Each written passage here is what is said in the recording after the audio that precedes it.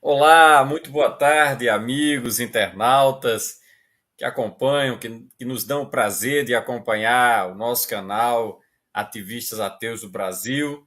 Estamos aqui com mais uma live nesta tarde. Deixe-me tirar aqui esse retornozinho aqui. Pronto, corrigido esse probleminha.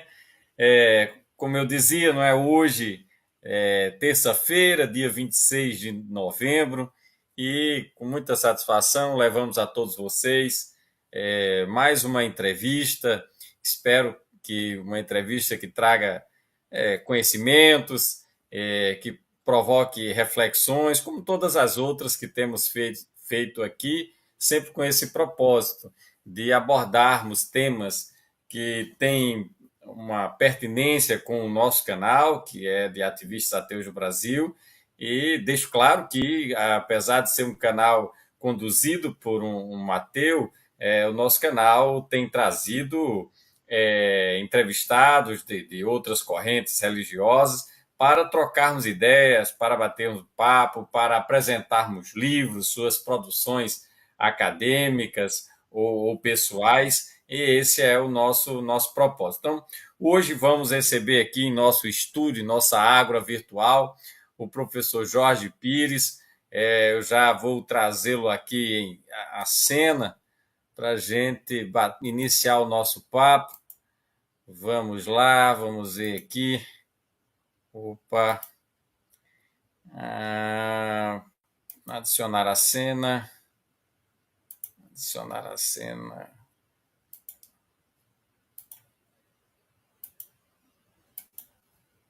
Agora sim, estamos aqui com a presença do professor Jorge Pires, com um cenário muito especial. Eu não sei se é a capa do livro dele, mas um cenário Não, realmente.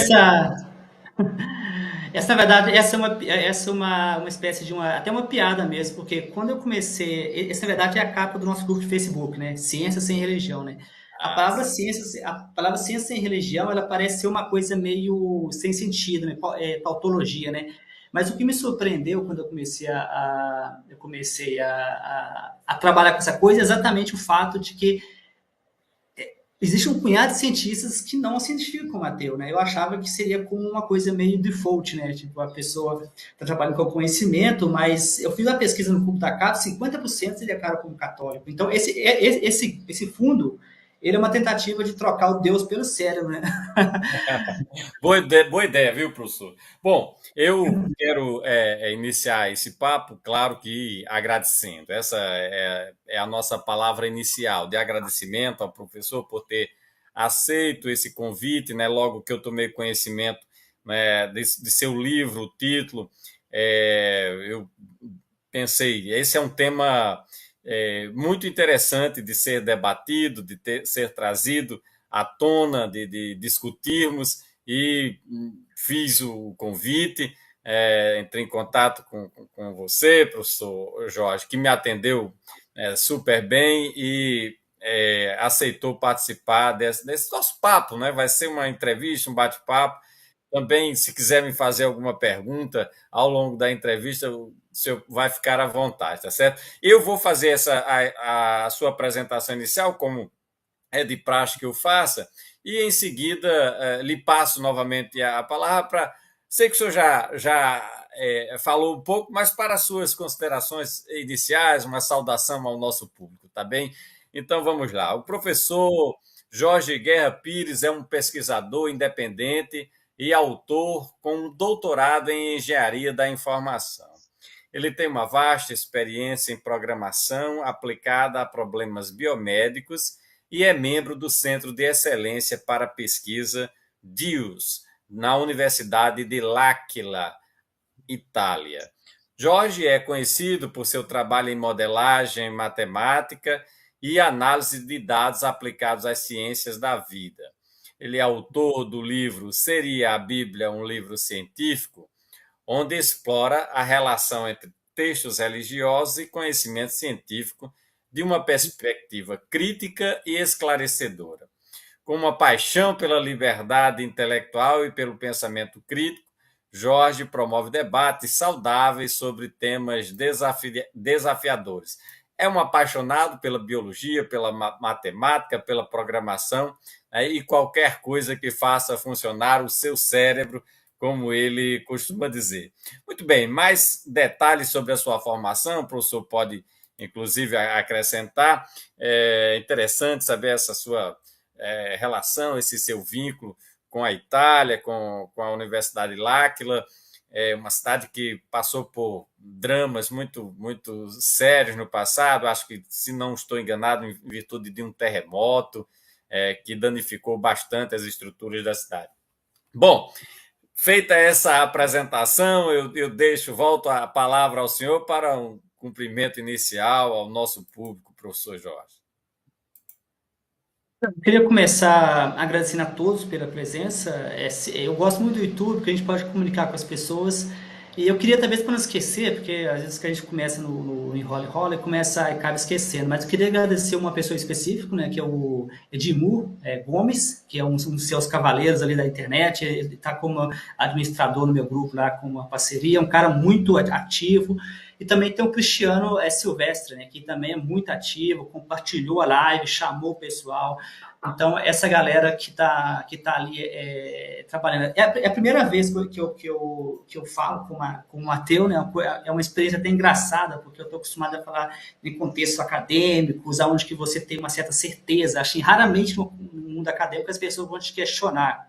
Só que no mundo ateísta e às vezes no mundo de conversar com... Eu vou usar a palavra crente, mas eu não quero usar a palavra crente no sentido pejorativo. Crente seria teísta. Eu sei que a palavra crente virou pejorativa, mas quando eu usar a palavra crente, eu me refiro a teísta. Então, quando você discute com crente, né, que é aquele que crê, que é o believer, eles estão sempre dando palpite em coisas que eu nunca entendo por quê, né? O que eles têm a ver com Darwin, né? Então, assim, essa coisa é uma das coisas que sempre me deixou um pouco incomodado, né? E... com relação à minha formação, eu queria talvez trazer só um detalhe, que essas informações elas ficam sendo o tempo todo atualizadas, só porque eu gosto mesmo de manter a clareza. No momento, eu ainda não recebi uma resposta do Deus, então eu não estou como membro, eu era membro, mas ainda não confirmei, só para deixar isso um pouco claro para o pessoal. Com relação à minha formação, eu queria, na verdade, tentar falar um pouco por que acontece. O ateísmo, né, quando você fala de ateísmo, é diferente de você falar, por exemplo, de modelagem matemáticas de biologia, né? Porque é um tema meio técnico. Ateísmo é uma coisa que todos dão palpite, né? Aí você se pergunta, mas qual que é a sua contribuição? Né? Porque meu livro seria a Bíblia um livro científico, dá a impressão de que eu sou teólogo. Eu não sou teólogo, eu sou doutor em engenharia da informação. Então, assim, se alguém, então a minha contribuição tem sido... Porque acontece? Antes de escrever o livro, eu assisti várias palestras, eu não tirei isso da minha cabeça. As pessoas acham que eu saio inventando as coisas. Não, eu assisti várias palestras, eu vi várias pessoas que entendem da Bíblia. Eu observei que, por exemplo, o historiador, ele geralmente ele olha a Bíblia do ponto de vista histórico, né? Ele separa o Jesus histórico do Jesus místico. O meu livro seria um desafio ao Jesus místico, né? A pergunta é, será que aquelas histórias da Bíblia são verdades, né? Assim, eu acho que o título seria a Bíblia, um livro científico, um título provocativo. Acho que parte das pessoas vão falar, eu já recebi comentários no Facebook, o pessoal nervoso, né? Mas que livro científico, nada, aquilo é um livro de ficção, né? O pessoal não gosta, o pessoal fica meio irritado, mas o título é provocativo, pessoal, é um título que faz uma pergunta que já tem resposta. Logo no prefácio do livro, eu já deixo bem claro, não é um livro científico. O que eu fiz? Eu vou contar para vocês um pouco a história de como eu comecei recentemente, como me envolvi com o ateísmo. Isso é recente.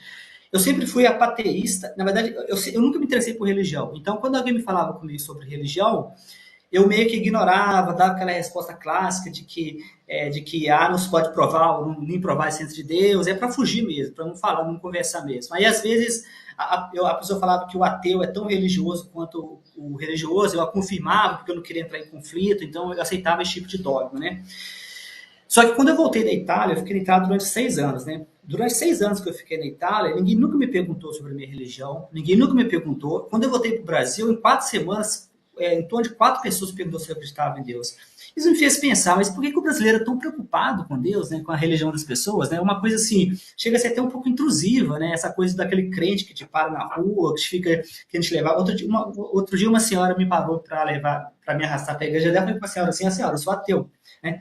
A senhora ficou assim, o que é um ateu? A senhora não sabia, a senhora que me levava para a igreja dela não sabia nem o que é um ateu. Então, assim, é, então, inicialmente, eu me declarava como apateísta barra agnóstico. Para quem não sabe, o apateísta é um termo novo que significa aquele que não se interessa por religião.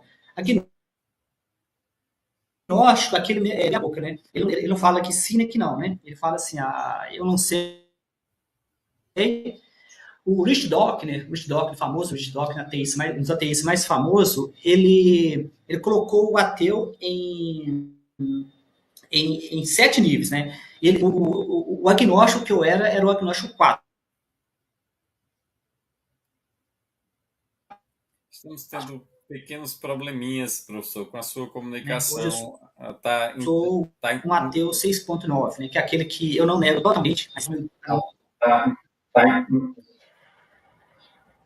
tá, tá dando problema?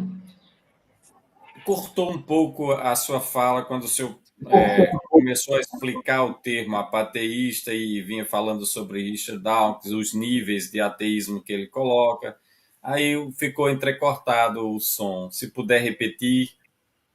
Perfeito. Então, o termo apateísta, né? Apateísta é um termo novo. Ele significa aquela pessoa que não se interessa por religião, né? Aquela pessoa que vive a sua vida tranquilamente e não se interessa, né? Que eu era um apateísta.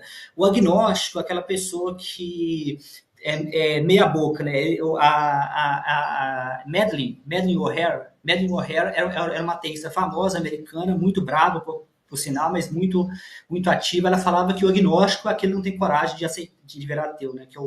Que não tem coragem. Ela era bem provocativa. Então, o agnóstico é minha boca. O Ruth Dawkins, ele separou o ateu em 7 níveis, né? Ele fala que o nível 7 é aquele ateu que o Einstein rejeitou, né? O Albert Einstein rejeitou. Quando eu publiquei um vídeo no meu canal sobre que Einstein rejeitou o ateísmo. E os ateus não gostam, os ateus ficam nervosos comigo, eles não querem que Einstein rejeitou o ateísmo. Então, porque Einstein rejeitou o ateísmo dogmático, né? Que é esse ateísmo que o Rush Dock chama de 7, né? Eu sou o 6.9, né? Eu acho que a gente não pode negar totalmente a existência de Deus, mas não dá para afirmar, porque aqui é bom a gente separar entre. No livro eu explico melhor isso, mas é bom a gente separar entre Deus pessoal, que é o deísta, não, que é o teísta, né, que é o crente, né, popularmente conhecido como crente, chama teísta. Ateu vem de negação. Então, o teísta, que é o crente, é aquele que acredita num Deus pessoal, que Einstein rejeitou. Einstein deixou bem claro que não acredita nesse Deus pessoal. Tem o deísta, que é o Einstein. Einstein é o Deus de Spinoza. Então, é bom deixar bem claro o seguinte, que o Deus do crente, eu acho que é zero que aquilo existe, porque se você vai lendo a Bíblia, se você vai vendo as histórias, que no livro, a Bíblia seria a Bíblia do científico, eu exploro isso de uma forma repetitiva. Então, o objetivo do livro, na verdade, é ser divulgação científica. Porque quando eu me envolvi com o ateísmo, eu comecei com um podcast Atheist Experience, né? The Atheist Experience, é um podcast americano, chama A Experiência Ateísta. O podcast é muito famoso. Eu observei no podcast que as pessoas que falavam que eram ateístas, eles eram divulgadores da ciência. Eu falei, mas eu já faço divulgação da ciência. Então, eu vi no ateísmo uma porta de abertura. Então, meu livro seria a Bíblia um livro científico. Ele é um livro de divulgação científica, né? Ele é um livro que... O que acontece? Muitos ateus, eles rejeitam a Bíblia, mas na emoção. Da mesma forma que o crente aceita a Bíblia na emoção, muitos ateus rejeitam na emoção. A minha proposta é aqui, eu vou te dar para vocês algumas argumentações, vou usar meu doutorado, porque para quem nunca fez, para quem não sabe como funciona o doutorado é muito mais do que simplesmente defender uma tese. A gente passa 4 anos estudando, então a gente aprende muita coisa. Uma das coisas que eu aprendi, porque eu foquei no meu doutorado, é a dedicação exclusiva, com bolsa de estudo, você não faz nada, só aquilo, né?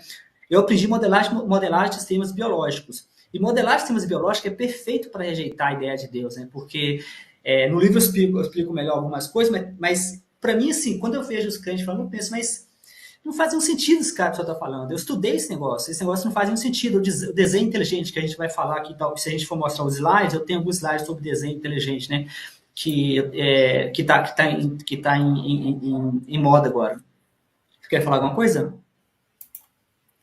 Bom, o senhor vinha comentando sobre o livro, acho que a gente vai aprofundar melhor sobre o livro, mas vamos iniciar esse papo um pouco assim. Eu costumo fazer essa apresentação formal do nosso convidado, mas gosto muito de perguntar quem é o nosso convidado por ele mesmo, né?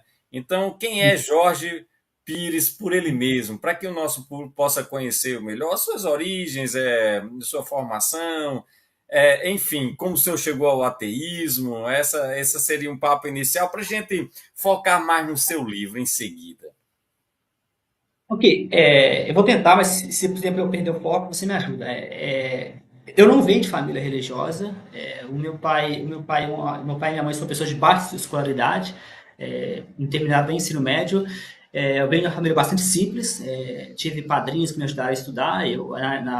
Mas assim, mas meus pais, apesar de que nunca teve religião, eles também mas acreditam em Deus. Muitas pessoas do Brasil fazem isso, eles acreditam em Deus sem ter religião. Meu pai tinha um ódio de igreja, nunca soube por quê. Quando eu tinha 16 anos, mais ou menos, eu comecei a frequentar a Igreja Batista por influência da minha patroa. E eu fui escondido, porque se meu pai pegasse, ele não gostava. Então, assim, não sei por quê, nunca falou por quê, tem um ódio de igreja, mas foi muito curto meu período na Igreja Batista. Eu comento no livro eu falo mais sobre isso. E o que me chamou a atenção na Igreja Batista, que é evangélica, são aqueles rituais, como, por exemplo, quando o pastor passa e a pessoa cai, coloca o lençol, aquelas coisas, eu sempre achei que não é um pouco assim, já comecei a me questionar, né? Eu nunca tive religião, mas quando eu era bem jovem, assim, lá, criança mesmo, eu guiava turista, onde eu moro, que tem uma gruta natural, uma igreja católica, que é dentro da gruta. São 7 salões naturais e tem a igreja na frente. Então eu guiava turista nessa gruta e contava as histórias da região, né? As Qual é a histórias envolvidas. cidade, Jorge? É Ouro Preto, mas o lugar que eu moro chama Antônio Pereira, que pertence a Ouro Preto. Ouro Preto é a cidade, né? Aí tem os distritos, né? Eu moro no distrito.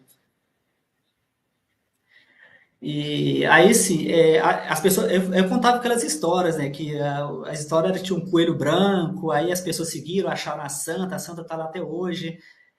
Então, assim, eu já tentei provar a existência de Deus antigamente, quando era criança, eu falava com Deus assim, se você existe, eu vou achar a moeda de 10 centavos no dia seguinte, né, cara? Que eu nunca achava, né? Mas eu nunca tive, assim, eu não me interessava por religião porque eu queria uma função, né? Eu tinha medo de perder amizade, eu tinha medo até agora, assim, eu sei que com esse livro seria a Bíblia, um livro científico, eu vou ofender muitas pessoas, eu não, seria bom se isso não acontecesse, mas da mesma forma que os ateus do passado, né, os ateus do passado serviram para me inspirar hoje, acho que é minha obrigação fazer isso também, não ficar em cima da moita, né, ficar escondido. Muito interessante. Jorge, você continua residindo em Ouro Preto? Sim, eu continuo morando em Antônio Pereira, que pertence ao Rio Preto.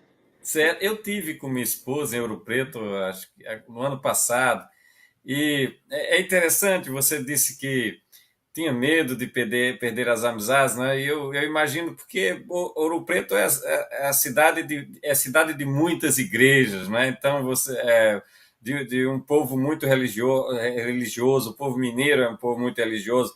Ouro Preto faz parte desse circuito do turismo religioso brasileiro, juntamente com Mariana, né? Com São João del Rei, com Congonhas, né? Várias cidades é, em Minas Gerais, dada essa tradição religiosa. E esse medo de perder esses amigos, ele se deu já aqui na sua adolescência, quando você estava fazendo segundo grau, um pouco antes, e como foi vencer esse medo? Então, esse medo ele sempre existiu, eu só venci recentemente, né? Foi só há 2 anos atrás que eu decidi me declarar publicamente ateu, sabe? Esse livro, por exemplo, eu não teria coragem de publicar ele antes, porque assim, muitas pessoas próximas o Daniel Dennett, né? Daniel Dennett é um dos 4 cavaleiros do ateísmo moderno, né? Ele morreu esse ano, infelizmente. Ele comenta em uma palestra que às vezes quando você estuda sobre o cristianismo, a parte mais triste é que você cai a ficha e você vê aquelas pessoas que você admira muito, né? E acreditando naquelas histórias bíblicas, né? Então, assim, essa era a parte que eu tinha medo, né? Que eu iria abrir uma caixa, né? Tipo uma caixa de Pandora, porque é difícil, às vezes, você pensar naquela história da Bíblia e as pessoas que você admira. Então, assim, eu sempre tive esse medo de perder a amizade, mas só recentemente que eu já tenho doutorado, não sou rico, mas estou financeiramente, consigo pagar minhas contas, eu dependi muito de pessoas, de padrinhos, né? Porque não é fácil estudar, vim de família pobre, ir para o exterior, então, assim, eu dependia das pessoas. Então, eu meio que evitava de comprar briga, né? Eu também tinha aquela visão preconceituosa, né? Eu reconheço o meu preconceito que eu tinha antigamente. Eu tinha antigamente aquele preconceito de que todo mundo que critica a religião, o Sam Harris, né? Sam Harris, que é um dos 4 cavaleiros do ateísmo moderno, ele fala isso, que nós criamos um tabu na sociedade que você não pode nem criticar a religião, né? Se você criticar a religião, você já está cometendo um erro. Sendo que essa mordomia, né, esse privilégio só existe para a religião e para o cristianismo. Você pode criticar o Saci Pererê, você pode criticar o chupa-cabra, você pode criticar, mas agora o cristianismo você não pode. E isso está na nossa sociedade, né? Então, assim, então, mais ou menos foi isso. Eu sempre tive esse medo. Só recentemente, quando eu me senti mais confortável financeiramente, mais confortável de que eu não dependeria mais de padrinhos, né, que são todos religiosos, eu respeito muito eles, eu tento, sempre que eu falo com eles, eu tento falar com eles que nada que eu falar aqui é para indivíduos, eu não tô falando nada que eu falar aqui é para indivíduos. Eu estou criticando a religião, não estou criticando indivíduos. Certo. Você estudou em escola, sempre em escolas laicas ou confessionais, até chegar à universidade, e o seu curso de graduação é em- ligado à área Engenharia de produção. de informação, Engenharia de produção. engenharia de produção. Então, você sempre, como foi essa fase de formação inicial? É sempre em escolas lá, já seculares ou não? Então, o Brasil tem uma lenda que existe escolas seculares, não existe. Eu vou dizer por quê. Eu estudei em colégio público, no ensino médio, eu estudei em colégio católico. Aí eu vou explicar aqui mais que eu consegui uma bolsa de estudo para poder. Eu me destaquei como estudante, aí eles me deram uma bolsa de estudo, com tudo pago, mas era um colégio católico. Deixa eu dizer para vocês por que eu acho que é uma farsa essa de escola laica. Na época que eu estudei na escola, eles tinham estudo religioso e tinha uma Bíblia aberta na frente da escola. Tem ela até hoje. Eu fui lá recentemente falar de Darwin e eles não gostaram muito da ideia, não. Mas aí sim, lá dá para ver que a Bíblia está lá aberta. Se a Bíblia está aberta na escola, isso não é laico, né? E o fato, eu falei com a professora assim, ó, com a professora assim, eu quero falar de Darwin, né? E a professora comigo assim, mas o Estado é laico, né? Então, assim, eles acham que Darwin, a teoria da evolução, é uma religião. Então, assim, a laicidade, nem o Brasil é laico, né? O Brasil, a gente tem essa ilusão de que o Brasil é um Estado laico. O Brasil não é um Estado laico. O Brasil, no momento, está com o risco de virar um Estado evangélico. Então, a gente tem a bancada evangélica, que é a bancada mais forte do Congresso, né? Ninguém consegue bater a bancada. No meu livro eu comento isso. A bancada evangélica conseguiu passar um processo pelo pé do estuprador em segundos. Não existe. A proposta da reforma tributária foram 30 anos para passar isso. Acho que é interessante você tocar nesse ponto, porque agora mesmo o Supremo Tribunal Federal formou maioria para permitir que símbolos religiosos culturais possam ser expostos em prédios, né, prédios públicos, né? E quando diz assim símbolos religiosos culturais, evidentemente que eles querem dizer de modo subreptício o símbolo do cristianismo. Não é o símbolo de uma igreja de matriz africana, não é o símbolo de um Buda, não é aquela figura fausta do Buda, né, sentado. Então, não vai ter nunca uma figura assim. Claro, também o budismo não faz parte das nossas tradições culturais, mas nós temos outras tradições culturais. Então, como você mesmo citou aí, ia ser interessante. Então, teríamos um Saci Pererê, né, numa associação, seria normal colocar um Saci Pererê numa associação. Então, o fato é que eles estão retrocedendo naquilo que você bem observou, que o Estado está cada vez mais evangélico, e isso passa, inclusive, pela própria formação do Supremo, lamentavelmente, né, onde se colocou evangélico, terrivelmente evangélico. A escolha de um dos presidentes para colocar um dos ministros foi que ele fosse terrivelmente evangélico. Quer dizer, então a gente está vivendo realmente esse retrocesso, essa lei, essa formação agora majoritária para admitir a presença dos crucifixos, e eu fico me perguntando, ora, os ministros sequer olham para cidades ou civilizações ou países em que estão muito mais avançados do que nós no que toca a isso, a separação da igreja e do Estado. Porque eu não imagino, Jorge, que no parlamento francês ou na corte francesa você vai encontrar lá um crucifixo com Jesus Cristo pregado e as mesas, as cadeiras dos ministros logo ali à frente. Eu não consigo conceber uma coisa assim, porque é um Estado laico, né? Os poderes, você tem que preservar os poderes dessas tradições religiosas, ainda que lá tenham religiosos. Tudo bem, chegam lá porque o processo eleitoral assim permite que se elejam, mas a presença, como nós temos a presença no judiciário, eu trabalho no Poder Judiciário aqui no estado do Rio Grande do Norte, então você tem um júri, vai ter a realização de um júri, você tem a figura do Cristo ali, não faz o menor sentido esse tipo de coisa em pleno século XXI. Você vê dessa maneira também? Então, uma coisa interessante que a gente tem que às vezes prestar, às vezes a gente acaba. Eu falo isso porque o meu livro, no volume 1 dessa série, é sobre bolsonarismo, né?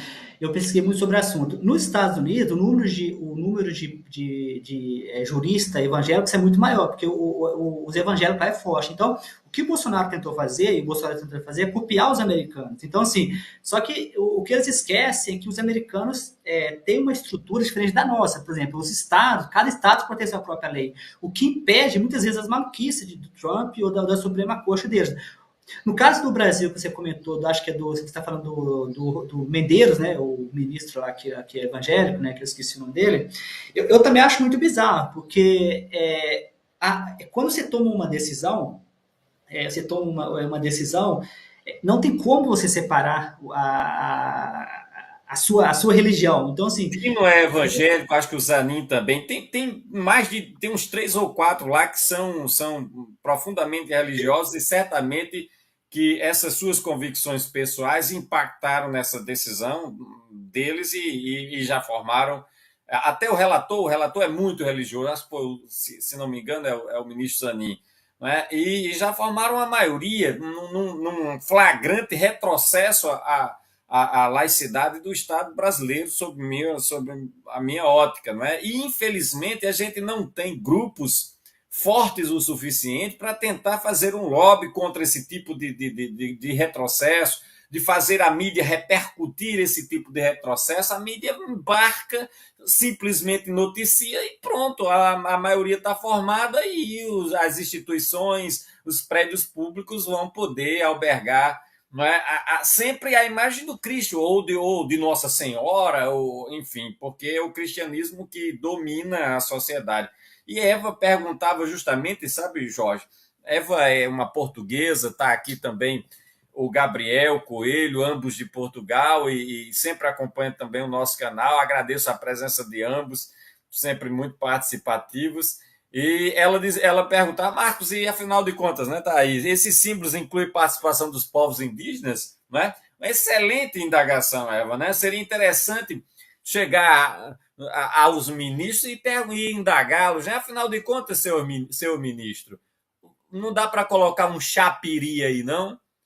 Ele talvez não saiba nem o que é um Não, chapéu. não, ou até mesmo símbolo ateísta, né? Porque às vezes, apesar de que ateísmo não é religião, mas o ateísmo ele precisa ser reconhecido, que não precisa ser colocado como religião. O risco é ser colocado como religião, mas o fato de você. Porque o correto é que você não tivesse religião nenhuma no Estado, né? O correto é que você tivesse um Estado que não mencionasse religião em nenhum nível. Porque se você for fazer isso, o número de religiões é infinita. Né?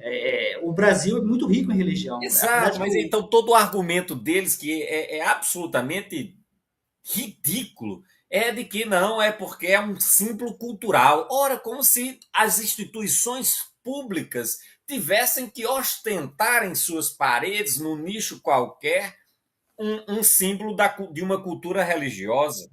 Entende? Mas você Não sabe faz que o. sentido Não sei, se isso. você ficou, não sei se você ficou sabendo, foi aprovada uma lei recentemente de que o cristianismo virou cultura nacional, você sabia? Pois Foi é, mas aprovada isso uma lei. vai tudo. Essa, A essa bizarrice. Essa é a Essa bizarrice. é a linha que estamos trilhando, e você disse muito bem. um estado que tem uma bancada evangélica forte, né, no nosso Congresso Nacional, Agora vem a cristã também, a cristã também, abriram a cristã também agora, ficou sabendo recentemente? Bancada cristã. pois é, fizeram. Marcos Pontes fez. É, Os exatamente. evangélicos são cristãos, né? A bancada é católica, né? Agora ele É fez a. católica Isso, romana. agora ele fez a bancada católica. Então, a gente está vivendo justamente isso que você disse, marchando para um país quase que teocrático, né? Quer dizer, perdendo toda a essência do que seja uma sociedade moderna, laica, secular. Né? A gente está perdendo, lamentavelmente, isso, e em grande medida em função da teoria do domínio, da teologia do domínio, né? Da teologia do domínio que está em curso. Né? Existe uma teologia de domínio mesmo por parte das bancadas dos grupos evangélicos, pentecostais, sobretudo, de chegar ao poder em todas as esferas, e é isso que está efetivamente acontecendo. E é muito bom um livro, eu acho que aí nós fizemos esse preâmbulo, né, essa crítica a essa situação que estamos vivendo. E é interessante a gente chegar no seu livro. Não sei se você está com uma cópia aí do livro, um exemplar do livro, Jorge. Você fala o que se chama de exemplar? Você fala, eu estou com slides. Você fala o que? O exemplar quer dizer o quê? Não, queria saber se você publicou. Pronto, vamos já tratar do livro, né? Sobre todos os seus aspectos, né? Você tem Quando você fala exemplar, você quer dizer o quê? Exemplar? Isso, se você tem um livro impresso, né? Não, Pronto, eu como é que não, foi? eu não É isso trabalho. que eu quero saber. Eu quero que você explique ao nosso espectador como é que ele pode encontrar seu livro, né? Em que plataforma está. Depois você pode me passar o link para que eu possa, né, se tiver em alguma plataforma, para que eu possa colocar na descrição do nosso canal aqui, para que as pessoas possam chegar e adquirir, se é o caso de que esteja à venda, não é? Fale um pouco sobre isso, um pouco, primeiro, um pouco da razão que levou a escrevê-lo, né? E disso que eu disse, onde pode ser encontrado, etc. Em que formato pode ser encontrado.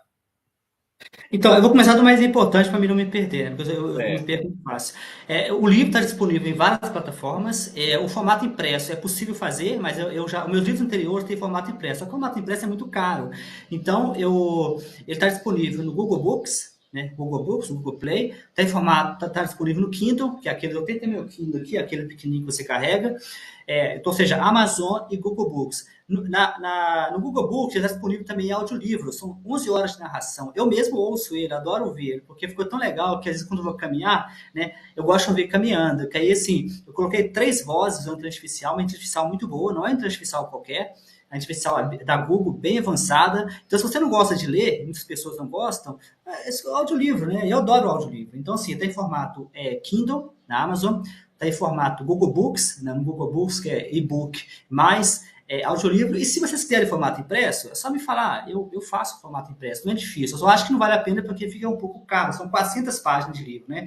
Se for imprimir esse negócio, vai ficar mais de R$ 100, né? Então, assim, eu também fico... Então, assim, agora, com relação ao que me levou a escrever o livro, ele vem de uma... O livro nasceu de um processo, né? Eu explicar o processo. Eu comecei estudando o bolsonarismo, né? Eu fiquei muito curioso com o bolsonarismo. Eu vi pessoas que eu adoro, pessoas que eu admiro, pessoas que eu respeito muito votando no Bolsonaro, apoiando o Bolsonaro. Eu comecei a me perguntar, mas o que é isso? Não faz nenhum sentido. Essas pessoas são muito boas para apoiar um cara tão carrasco contra o Bolsonaro. Eu comecei a me perguntar, né? Mas aí o livro aí nasceu o volume 1, né? O volume 1 chama Bolsonarismo. O volume 1, ele é tentando destrinchar isso. O que está por trás desse bolsonarismo? Por que tantas pessoas, uma professora minha que eu conheço, que foi minha professora na faculdade, que me deu muito apoio, ela me incentivou muito, uma pessoa com um coração enorme, e apoiou o Bolsonaro publicamente, aquela aberração de Bolsonaro, e eu não conseguia entender, né? Aí nasceu o volume 1, né? Só que depois que eu terminei o volume 1, para quem não sabe, como é o processo de escrever um livro, escrever um livro é um processo, às vezes, de muita reflexão e muita leitura, né? Diferente de Harry Potter, as pessoas acham que quando você escreve um livro, você senta na cabeça, escreve o que vem na sua cabeça. Não é bem assim, né? Tem um processo de pesquisa, tem um processo de amadurecimento. Então, eu publiquei em formato de e-book, O bom do e-book é que você pode ir atualizando. Quando você atualiza, a pessoa recebe a nova versão sem pagar, sem precisar de pagar uma nova. Porque quando o livro impresso, se a pessoa lança a segunda edição, você tem que comprar a segunda edição. O e-book não, o e-book você recebe. Então, eu lancei a primeira versão e 2 anos depois eu continuei editando. Nesse processo, eu percebi que tinha uma coisa comum ali que batia: religião. O que faz as pessoas agirem como idiota é religião, é o nacionalismo cristão. Então, no volume 2, que é da série, chama Religião, que é a continuação do volume 1. No volume 3, eu falei de falácia, sempre falando de religião. Só que eu observei que eu falava muito de Bíblia, né? Eu falei, mas eu tô falando mais de Bíblia. Não seria legal eu lançar um livro somente focando na Bíblia, né? Porque eu comecei a entrar nos grupos de ateísta, eu comecei a pesquisar e comecei a ver, mas tem muita bizarrice aqui que talvez seja melhor eu escrever um livro conjunto. Como eu falei, o objetivo do livro ele não é para crente fanático, né? Se o crente for fanático, acho que não vai, ele nunca vai ler o livro. É para o crente moderado, aquele que o cérebro ainda funciona, e para o ateu moderado, porque aquele ateu radical que odeia a Bíblia por sentimentos, né? Aquele sentimento negativo. Então, eu escrevi o livro para mim, como se eu estivesse falando comigo antes. Porque um dos motivos que eu não me envolvia com discussão com o religioso é que eu não me sentia confortável, porque o religioso, ele sabe, eu achava na minha cabeça, né? Na minha cabeça, eu achava que o religioso entendia de Bíblia, ou que o religioso entendia de Deus. Eles não entendem, né, de Deus, né? Teve uma pesquisa nos Estados Unidos que eles fizeram, que eles compararam vários grupos de pessoas, entre elas agnóstico e ateu. Os agnósticos e ateus estão empatados ou sabem mais do que os religiosos sobre a Bíblia ou sobre religião. Então eu percebi que o religioso não entende de Bíblia. Então eu pensei, eu vou escrever isso em um livro, usando o raciocínio lógico, né? Usando ciência, usando a minha formação, como eu comentei, o meu doutorado, eu estudei várias áreas legais. Uma das áreas que eu estudei no meu doutorado foi biologia sistêmica, system biology, que é a minha especialização. Biologia sistêmica é uma nova área que surgiu que traz uma nova visão do corpo humano. Né? A gente tem agora uma visão sistêmica, né? E tem projetos como humano virtual, fígado virtual, pâncreas virtual, que é uma promessa que no futuro a gente vai poder simular todo o corpo humano só no computador. Né? Se você tem um medicamento e você quer testar, você pode testar no computador. Só que o negócio é tão difícil que para modelar uma única célula, o Jonathan Carr, dos Estados Unidos, que eu tenho uma live com ele no outro canal, ele passou uma vida inteira trabalhando naquele negócio. Né? Aí, assim, aí me veio o crente falar que Deus, né, fez aquilo detalhe por detalhe, num famoso desenho inteligente, e ele consegue definir o Deus em atributos. Né? O Deus é complexo, mas eu defino ele em atributos. Né? Todo poderoso, sabedoria. Então, isso faz parte do que eu chamo de sistemas complexos, né? Que é uma área que eu estudei, né? De sistemas complexos. Então, não faz nenhum sentido você conseguir. Então, eu tentei fazer isso, né? O meu objetivo era trazer para esse livro a minha formação e os meus estudos bíblicos. Eu não sou teólogo, eu não sou especialista em Bíblia, eu aprendi com outras pessoas, né, com pessoas no YouTube, eu aprendi com pessoas como Christopher Hitcher. Christopher Hitcher tem um excelente livro, chama Deus Não é Grande, no qual o Christopher Hitcher entende de Bíblia, ele fala muito isso no livro, lá tem vários exemplos de contradições e tudo mais. Muito bem, Muito então bem, então. nós temos como ver, você tem como mostrar, você tem uns slides, tem como apresentar isso em tela, Jorge? Tem sim. Vamos ver se a gente consegue então apresentar em tela o seu trabalho. Já foi dito que pode ser encontrado no Amazon e no outro. Mas no slide eu coloquei um QR Code que você pode acessar no QR Code. Pronto. Certo, deixa eu inserir aqui. Vamos. Tem problema se eu não conseguir colocá-lo em cena também e só o slide que o senhor. Não, pode ser o que achar melhor. Peraí, mas. Eu, eu No acho meu que que não é o aparece. que não é o que eu estou pegando aqui, não sei. Ó, tá vendo? Ó? Foi isso que o senhor me mandou? Isso mesmo, é porque Ah, tá. Tudo bem. eu Então, veja consegui como mostrar o manejar. slide, porque eu não consegui compartilhar só o slide, eu consegui compartilhar. Não achei a opção que é de compartilhar. Pode, fique à vontade Posso. aí para manejar. Pronto. Fique à vontade, professor, para manejar como quiser. Tá. Tá tudo certo aí? Tá dando para ver certinho? Você Estou tem vendo. qualquer coisa, você me Seria a fala. Bíblia um Tá livro dando certo aí? científico? Agora, essa parte de cima, o senhor pegou do meu site, foi isso? Do meu É, canal, não, eu peguei aliás? do seu canal do Do meu YouTube. canal, beleza. Tranquilo. É, do seu canal do YouTube. Pode iniciar, professor. Fique à vontade para discorrer da forma como o senhor se planejou. Por favor, me pare a qualquer momento, porque eu fiz uma enquete no meu grupo e o pessoal gosta de discutir. Então, não fique preso ao slide. O slide é somente uma organização. Então, me pare a qualquer momento, por favor, e não se preocupe com a organização. Eu queria começar. O livro está no canto aqui, ó, para ter livros ali. Só você clicar ali que vocês conseguem ter acesso ao livro.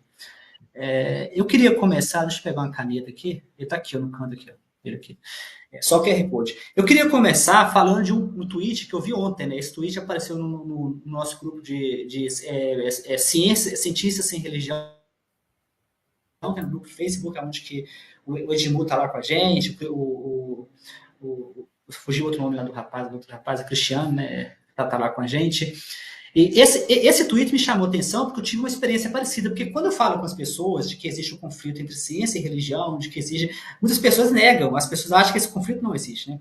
Esse conflito já existe nos Estados Unidos, existem organizações americanas bem fundadas e organizações americanas com muito dinheiro que financiam, chama Answer in Genesis, né? Que é respostas em Gênesis. Então, essas organizações americanas elas financiam pesquisa entre aspas, né? E o objetivo é mostrar que a Bíblia está certa, né? Que todas as respostas da evolução das espécies tá na Bíblia.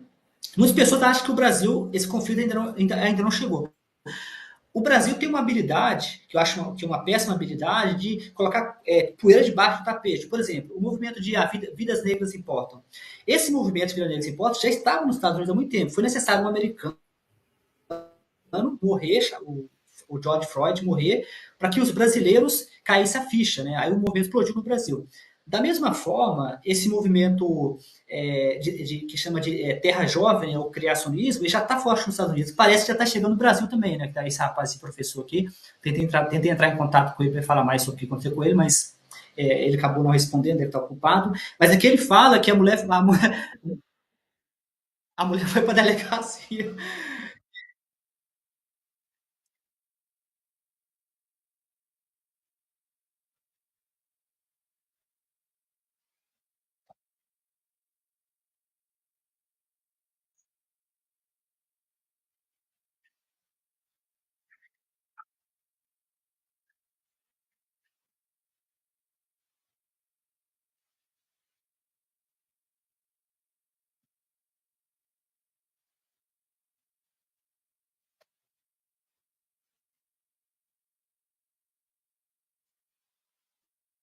Então, mas o mais interessante é que nos Estados Unidos isso aconteceu também. Eu esqueci de colocar aqui, mas no nosso grupo Ciência, Cientistas Sem Religião, lá tem um exemplo. Nos Estados Unidos, isso foi parar na corte americana. Eu acho bizarro que um assunto científico vai parar na corte.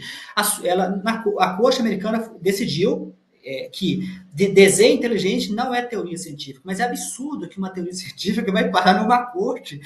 Corte não é laboratório, uma corte não deveria decidir sobre isso. Então, assim, no caso dos Estados Unidos, a situação ficou tão séria que o negócio foi parar na coxa. Eu tive uma experiência parecida. No prefácio do livro eu comento isso, né? Eu tive uma experiência que eu queria falar, eu estava andando, né, caminhando, eu vi um palanque de igrejas pentecostais, né, com aquele símbolo de fogo do pentecostal, bem organizado, com pipoca, com pula-pula, e uma mulher no palanque ensinando as crianças criacionismo, falando que o Deus criou girafas, Deus criou leão. Aí eu pensei comigo, será que essa escola está fazendo o papel dela? Será que essa escola está ensinando o aluno que isso aqui é um bando de bobagem? Então eu fui lá na escola conversar com a diretora, né? Aí uma professora já pulou rápido comigo assim, mas o Estado é laico, né? Ela pensou que Darwin era religião. Aí depois uma outra professora disse comigo assim, a gente tem medo de falar de Darwin porque os professores, os pais vão buzinar na sua cabeça. Aí teve um rapaz, um professor de física, que muito educadamente falou comigo, eu deixo você falar no meu horário, né? Só que antes ele queria conversar com os alunos, né? Para ver se os alunos queriam ouvir o assunto, né? E os alunos agrediram ele, você acredita, né? Eu acho isso mais bizarro, que os alunos estão tão agressivos com relação à religião. Aí depois as pessoas falam, religião é um negócio de paz. Religião não é de paz, religião é um conflito. Darwin é uma teoria científica, no meu livro eu falo muito sobre isso, né? Lá tem vários exemplos. Mas Darwin é mais comprovado do que a teoria da gravidade. A teoria da gravidade de Isaac Newton, ela não é totalmente comprovada. Eles ensinam. Mas Darwin, a teoria mais comprovada e a teoria mais embasada é a teoria de Darwin. E a teoria que eles estão brigando. Não faz nenhum sentido essa base. Então, eu fiz um enquete rápido no nosso grupo lá e a maioria quer que a gente fale um pouco mais espontaneamente. Por isso que eu pedi para ir me parar com mais frequência. Eu não vou ter tempo de falar todos os slides aqui, mas no meu canal do YouTube eu vou pretendo gravar um webinário com mais calma, fazer um webinário, mas eu vou ver o que eu consigo fazer com vocês aqui. Na parte 1, eu vou mostrar para vocês alguns erros pontuais, né? Na parte 2, eu vou mostrar para vocês como que esses erros estão formando teorias. Teorias entre aspas, né? Porque não são teorias, né? Tá me ouvindo? Tudo bem? Tá tudo certo aí? Então, teorias entre aspas, né? Porque essas não são teorias, né? Porque a gente usa a palavra teoria somente por questão mesmo de português. Na parte 3, eu vou mostrar algumas histórias bíblicas. Né? Se não der tempo, eu vou gravar depois um webinar no meu canal do YouTube para vocês poderem ter um pouco, ter esses slides em formato de webinar. Eu espero que até o final do slide, né, se você for crente, né, eu espero que você vai achar que isso aqui é uma piada. Eu espero, né? Eu não sei quem vai ler. Como você mesmo comentou, Marco, você aceita pessoas de todos aqui, você falou que aceita religioso, tudo. Então, eu espero que, se vocês não entenderam a piada, porque às vezes, eu sei que a gente não deveria explicar a piada, Deus fala em Gênesis que o homem foi criado do barro, ele soprou o vento nas narinas, o vento, o fôlego de vida, e nasceu. Então, tecnicamente, um tijolo, uma panela, um filtro, é a mesma coisa, né? Só que você nem parecido com um macaco, né? É brincadeira, né, cara? Aqui eu vou mostrar para vocês o que não é livro científico. O Spider-Man não é livro científico. Spider-Man é um livro de ficção científica, né? Um livro de ficção científica. Harry Potter não é livro científico. Bíblia Sagrada não é livro científico. E o livro do Bolsonaro, né? Porque eu devo respeitar o Bolsonaro, não é livro científico. É uma piada. Esse livro só tem 2 páginas, o resto é tudo em branco. Alguns livros científicos. É verdade, é verdade. Esse aqui foi uma piada que o rapaz fez logo no início. Quando o Bolsonaro ganhou, não tinha nem o livro do Bolsonaro, só tinha Thaís Oyama, que eu li, e tinha do professor Vila. Né? Não, professor Vila não, tinha um outro lá do soldado. O meu livro foi, acho que foi o número 4 a ser publicado. Então esse rapaz aqui, eu publicou um livro com uma piada, o livro está todo em branco. Só tem 2 páginas, é escrita, o resto é tudo em branco. O livro vendeu, ele ganhou uma reportagem de jornal, o pessoal fazia piada, porque o livro Aí o pessoal desesperado, né? O pessoal quer tanto me respeitar o Bolsonaro que eles compraram. Agora, o filho do Bolsonaro agora publicou vários livros, mas aquilo é piada, né, cara? O cara publicou 4 livros em um ano, ninguém faz isso. O filho dele lá, o senador, ninguém publica 4 livros em um ano sobre o pai, tudo livro de encheção de saco. Então, aqui são livros científicos, né? O Steve Hawking é um livro científico, é um livro de publicação, é um livro de divulgação científica, mas é um livro científico. O Universo Elegante é um livro científico. Steve Hawking, Deus é um Delírio, é um livro científico. São livros de divulgação científica, mas são livros científicos, né? Eles não são livros que vai te ensinar uma coisa primária, né? Ele não vai te ensinar uma coisa nova, no sentido de que é uma pesquisa de ponta. Mas ele vai te ensinar uma coisa que está dentro das ciências. Aqui tem um livro que é científico mesmo, que é um livro que muito possivelmente você vai aprender numa sala de faculdade. Então, é para dizer para vocês que um livro científico é aquele que respeita as leis científicas. Né? No caso do Spider-Man, ele é um livro que respeita a lei científica, mas ele exagera, porque a ideia do Homem-Aranha, a ideia é entre DNA humano e DNA de aranha. Então, o Homem-Aranha, ele é mais real do que Adão e Eva. Você consegue justificar muito mais que o Homem-Aranha exige do que justificar Adão e Eva.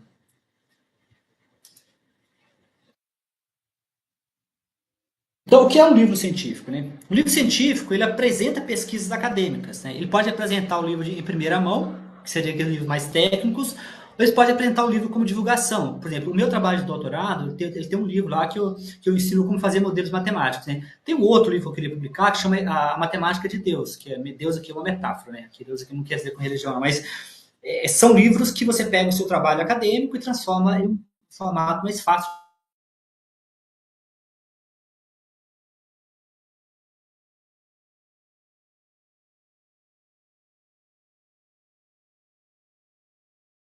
padrão científico. Falsibilidade. O que é falsibilidade? Falsibilidade é quando você consegue falsear muitos Deus. Não tem como falsear Deus, né? Deus existe. Não. Você voltou? Tá me ouvindo?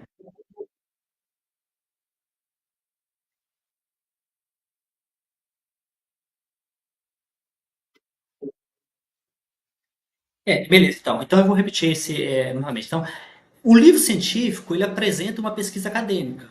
Essa pesquisa acadêmica pode ser de primeira mão, ou seja, você acabou de descobrir, ela pode ser um artigo científico, ela pode ser de divulgação científica. Então, nem sempre um livro de divulgação científica, ele não é, ele é um livro científico, mas ele não apresenta algo novo. Ele tem como objetivo apresentar para o público uma teoria. O meu livro, a Bíblia seria a Bíblia científica, eu classifico ele como divulgação científica, porque eu não apresento nada de novo, mas eu apresento algo que é científico, né? Como, por exemplo, eu questiono Adão e Eva, usando, por exemplo, a ideia de que quando você tem o código genético, o homem ele entrega uma hélice e a mulher entrega outra hélice. A mulher é XX e o homem é XY. Então, quer dizer o seguinte, que, primeiro, Jesus nem teria como existir, porque ele teria somente uma hélice, né? Não tem como o ser humano viver somente com uma hélice. E mesmo que você fizesse que Jesus existe, Jesus seria um LGBTQI+, porque ele não teria o código genético do homem, então ele seria uma mulher trans. Maria, não, desculpa, Eva seria também seria um homem trans, porque ela nasceu da costela de Adão, Adão não tem um gene masculino, então, tecnicamente, Eva seria muito provavelmente com bigode, né? Então, assim, o princípio da falsibilidade é o princípio de que você consegue falsear alguma coisa, né? Por exemplo, se eu disser para você que vamos dizer que você nunca dirigiu antes na sua vida, né? Você nunca dirigiu antes na sua vida. E vamos supor que eu falo para você o seguinte, ó, se eu colocar o carro numa rampa e puxar o freio de mão, o carro vai descer. Aí como que eu posso falsear isso? Eu posso falsear isso mostrando que o carro vai subir. Você sabe que o carro vai subir. Você não vai fazer um experimento que o carro sobe. Então, a falsibilidade, toda teoria científica, ela apresenta para você a cobra e o pau. Né? Ela mostra para você, ó, aqui está a minha teoria e aqui está como você pode mostrar que eu estou errado. As teorias religiosas não tem isso. A teoria religiosa ela apresenta para você uma versão, mas ela não dizem para você como que você vai falsear. Por exemplo, os religiosos dizem o seguinte, ó, eles falam da seguinte forma, né? Deus tem um experimento muito famoso, que é o experimento das orações, né? Os experimentos das orações mostrou que orar não funciona, né? Basicamente, orar não serve para nada. Só que aí alguns religiosos disseram, mas Deus só faz quando ele sabe que é de verdade. Mas brincadeira, né? Então ele já cria um mecanismo que não tem como você falsear a teoria. Então, um livro pode apresentar fatos científicos que são verificáveis, né? Verificáveis é que você pode verificar, né? Com experimentos ou até com observações. E tem que ser escrito por pesquisador, né? Não precisa ser um pesquisador com doutorado, mas tem que ser uma pessoa que pelo menos estudou, né? Fala sério, né? Apologético não é pesquisador, não. Quem não sabe o que são apologéticos? Apologéticos são os cristãos, ou seja, os crentes, né? Que são metidos a cientistas, né? Eles são inteligentes o suficiente para arrumar argumentações difíceis algumas são difíceis, mas apologético não é. Os cristãos usam muitos apologéticos, né? Tal apologético falou isso, mas apologético não é pesquisador, isso é uma piada, né? Então, assim, ele precisa ser lido por pessoas interessadas em aprender, né? Ou seja, a Bíblia é um livro que as pessoas lêem para aprender, né? As pessoas lêem a Bíblia para confirmar o que elas já sabem, né? A história de Jó, por exemplo, é uma piada, né? A história de Jó não tem como você chegar na conclusão da história de Jó, né? Que Jó, aquela coisa toda, né? Então, excelente livro, né? Usam ciência, que é no caso ficção científica, mas no caso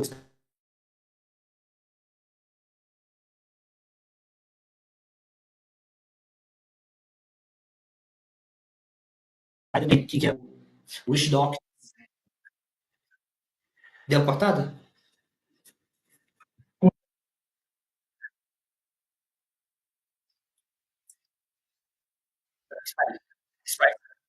Então, o Homem-Aranha é um livro de ficção científica. Ele é um livro que tem base na ciência, porque o código genético do homem é muito parecido com o código genético da aranha, né? É isso que é o que os crentes não gostam. Eles não gostam que a gente compare isso com outros animais, mas o código genético é basicamente o mesmo. Por isso que o Homem-Aranha existe, né?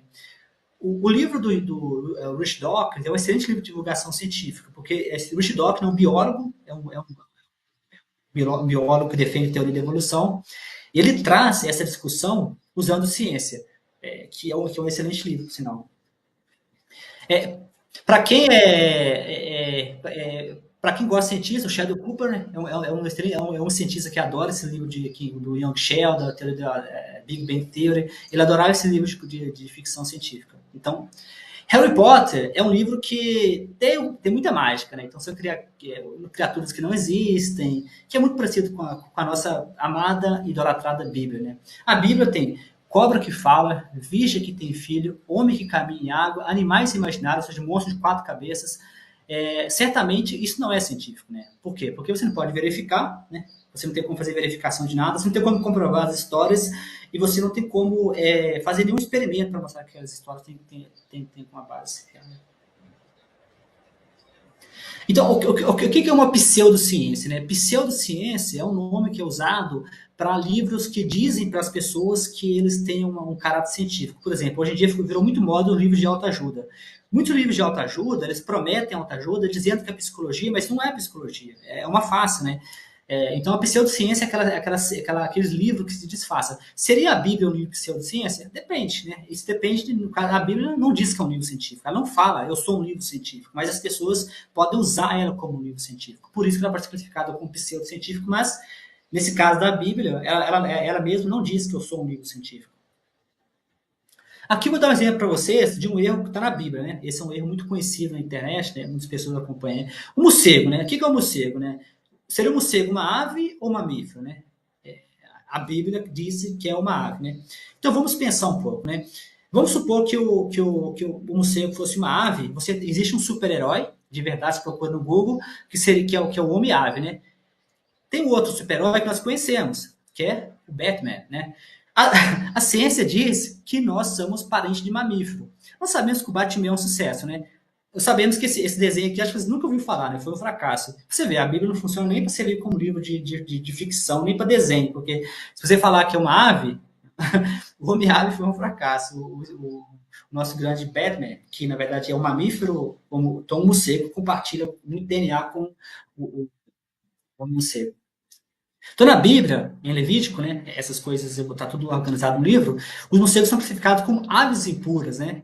Então, isso é para chamar a atenção de que quando a Bíblia classifica o morcego como ave, isso é científico, né? O trabalho de classificação de objetos, de classificação de animais, é um trabalho científico, é um trabalho de biólogos, né? Hoje nós sabemos que o morcego é mamífero, né? Por que ele é mamífero? Porque você pode ver, por exemplo, se você pegar a mão humana e comparar com a mão do morcego, é bem parecida. Além de outros fatos, né, como, por exemplo, dos filhotes, de ter, de como amamentar, as baleias também. Então, isso mostra, né, eu tenho vários exemplos no meu livro, né, se vocês tiverem interesse, tem vários exemplos. O livro tem 400 páginas com vários exemplos de discussão. Então, lá mostra outros exemplos. Né? O objetivo aqui é mostrar para vocês que, apesar de que muitos sabem que a Bíblia é um livro científico, acho que muitas pessoas não sabem argumentar contra essa ideia, né? Ou seja, em vez de a gente ficar nervoso com os crentes, eu acho que é legal que a gente converse com eles racionalmente, usando lógica e sem apelar, na medida do possível, né? Às vezes a gente perde a cabeça, às vezes, mas na medida do possível tentar conversar com eles racionalmente. Morcegos não são aves, mas sim mamíferos, né? Da ordem Chiroptera. Eles possuem características distintas dos pássaros, né? Ou seja, tem glândulas mamárias para aumentar os seus filhotes, né? Então, a Bíblia, não, o pessoal chama de Bíblia, né? A de Bíblia está errada. Então, exemplo onde a Bíblia fala em assuntos científicos, né? Primeiro, ela fala que o inseto tem 4 patas. Nós sabemos que não é fato, o inseto não tem 4 patas, né? Nós sabemos que todos os insetos têm 6 patas, né? Aqui. Sabemos que os insetos têm 6 patas. Aí você pode falar comigo assim, mas a Bíblia não tinha obrigação de saber disso. Ah, mas a Bíblia, mas Deus deveria ter, né? A Bíblia não foi escrita por Deus? Não foi inspirada por Deus? Então, Deus criou o mundo e perdeu a memória, que é o Alzheimer, teve um ataque lá que perdeu, esqueceu do mundo que ele mesmo criou. Então, esse é um outro exemplo. Outro exemplo, que diz que a Terra é imóvel. Nós sabemos que a Terra não é imóvel, né? Está no Salmo 103:5, né? Ela nunca será abalada, né? É falso, a Terra não. Sabemos que Galileu e Kepler fizeram descobertas que nos colocaram, que nos tiraram do centro do universo e a Terra não é estática. A única explicação para isso é que as pessoas que escreveram a Bíblia queriam que a Bíblia fosse um livro científico. Só que eles não tinham conhecimento suficiente, né? Eles tentaram, assim, o melhor que eles puderam. Então, a Bíblia seria um livro científico arcaico, né? É um livro científico que ficou parado no tempo.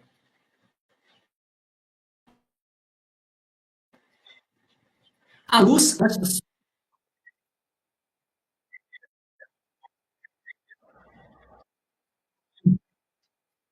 Claro.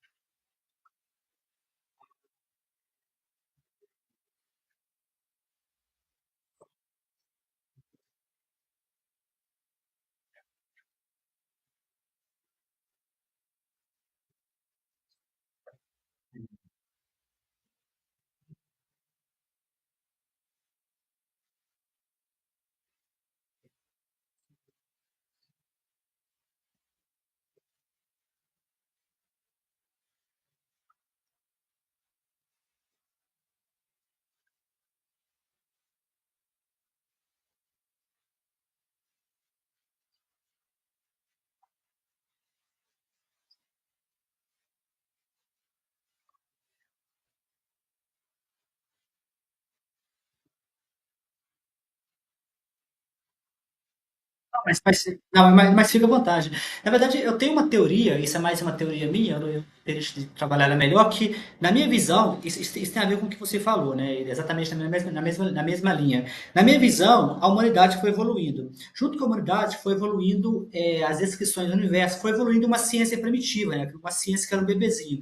Em algum ponto, essa ciência se transformou em religião de um lado, e se transformou em ciência primitiva de outro. Então, parte disso virou os gregos, né, que Aristóteles, Platão, e parte disso virou o pessoal da Bíblia, né, que na verdade que eram judeus, toda aquela história. No meu livro, seria a Bíblia Científica, eu dou vários exemplos. Então, se você pega, por exemplo, o caso, por exemplo, do criacionismo. O criacionismo, muito possivelmente, veio do povo babilônio, né? O povo babilônio que tinha essa história. O caso da Arca de Noé, lá eu dou mais exemplos no meu livro. Existiam várias culturas que tinham a mesma história contada, né? Que era um Deus falava com uma pessoa, essa pessoa ia. A história é basicamente a mesma. Então, muito possivelmente, é, houve essa separação, né? Parte virou os gregos. Mas se você comparar, né? Eu comento isso muito no meu livro, mas se você comparar a Bíblia, né, a ciência da Bíblia com a ciência da época já era mais evoluída. Né? Apesar de que havia a similaridade, né, era como se o povo que escreveu a Bíblia, e aqui eu não tenho intenção de ofender ninguém que gosta de Bíblia, mas aqui eu peço licença intelectual, licença poética, que seja, o povo que escreveu a Bíblia seria como se fosse um povo analfabeto mesmo, né, que tinha os gregos que viviam na época, como, por exemplo, eles tentaram falsificar uma carta entre Sêneca, né, Sêneca e Paulo da Bíblia, né, falsificaram uma carta. Hoje sabemos que a carta foi falsificada. Mas aí por quê? Porque eles queriam fazer com que a Bíblia fosse uma espécie de guia intelectual, até mesmo para os gregos. Porque os gregos já eram conhecidos na época, os gregos já eram respeitados na época, Sêneca já era respeitado. Então, assim, eles eram primitivos comparado com a época. E o que é mais ridículo é que 2.000 anos depois a gente continua. Você viu o caso da delegacia, né? A mãe lá na delegacia. O aluno vai para a escola para aprender, ele não vai à escola para rezar. Né? Então, assim, o objetivo da escola é apresentar para o aluno um conhecimento. Esse conhecimento tem que desafiar. No prefácio do meu livro eu comento isso, que o nosso ensino ele falha porque ele não ensina o aluno a pensar. Né? Fugiu o nome dele agora? O Freire, Paulo Freire falava muito isso, que o Paulo Freire ficou famoso com uma forma de ensinar que valorizava a independência. O ódio do bolsonarismo do Paulo Freire é por causa disso, porque Paulo Freire ele valoriza a independência. E a religião é o oposto. Né? A violência valoriza a fé e a obediência cega. Então, o próximo exemplo, né, que é bastante conhecido, muito esse exemplo que você fala comigo, Jorge, você tá chovendo no molhado. É certo, eu peguei da internet esses exemplos. O meu livro é uma coleção que eu organizei em formato de livro e dei o meu toque, o meu temperinho, né? Mas muito isso aqui é largamente, eu peguei isso de palestras, eu peguei isso de muitas palestras em inglês que eu comecei a estudar, eu prefiro ateísmo em inglês, porque assim eu consigo ver o que os americanos estão fazendo, o que o mundo está fazendo, o que o Rich Dawkins está fazendo, para a gente aprender e então, trazer para cá. Então, a luz antes do sol, né? Para quem não sabe, a luz vem do sol. Então, se você criar a luz antes do sol, não funciona, não é bem assim. Né? Então, isso já mostra que eles não sabiam exatamente de onde vinha a luz. Né? Então, o sol é a principal fonte de luz da Terra. Né? Não tem como. O próximo, né, é o coelho como ruminante, né? Nós sabemos que coelho não é ruminante. Coelho não é vaca, né? Imagine se você coelho e vaca fosse do mesmo, não é a mesma coisa. Coelho e vaca são diferentes. Esse é mais um exemplo de biologia. No caso, muito possivelmente a pessoa fez uma observação seca, uma observação de analfabeto, né? E classificou o treco do jeito que eles viram, né? A parte mais bizarra não é essa, que se você pensar em termos de um povo, né, um povo, vamos dizer, um povo normal, né, um povo, mas eles seriam supostamente o povo de Deus, eles seriam supostamente, a Bíblia, muitas partes fala diretamente que foi Deus que falou, né, a parte lá do que a terra é firme, né, que a terra é parada, foi Deus que falou aquilo lá, eles dizem bem claro, foi Deus que falou isso, né, a parte do sol vindo primeiro aqui, foi Deus também, então, esse Deus ele realmente está muito complicado, porque ele criou o mundo, ele não sabe o mundo que ele criou. Né?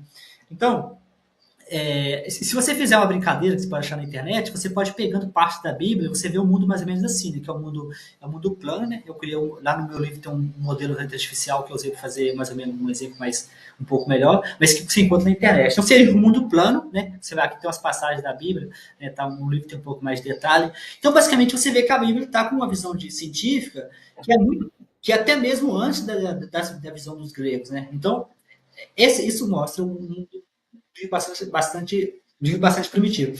As estrelas como pequena luz, né? Como pequenas luzes, né? Em Gênesis descreve as estrelas como pequenas luzes, né? Então, na minha visão, Deus criou o mundo, né? E levou uma pancada na cabeça, porque ele criou o mundo e ele não entende o mundo que ele criou. Aí tem essa piada na internet, né, que Jesus estava conversando com o pessoal, porque ele é Deus, ele sabe de tudo, né? Aí ele falou pro pessoal certinho, a história direitinho, né? Aí o pessoal não ouviu, o pessoal estava distraído e saiu inventando que tinha uma costela, alguém, uma costela e uma cobra falante. Aí tem esse de Souza, né? De Souza é um apologético, né? O que é um apologético? Apologético é um cristão metido a cientista, né?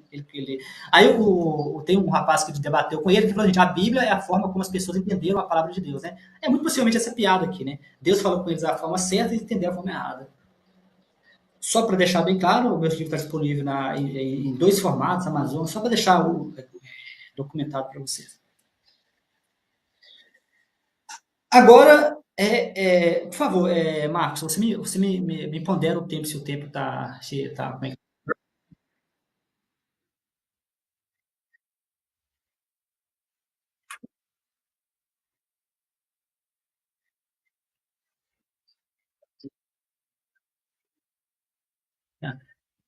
A pergunta que você pode fazer, será que essas crenças pontuais, né, será que essas crenças pontuais, elas formam alguma coisa mais complexa? Porque assim, você pode falar comigo assim, o cara comete uns erros pontuais e daí, né? Daí, o que isso muda na minha vida, né?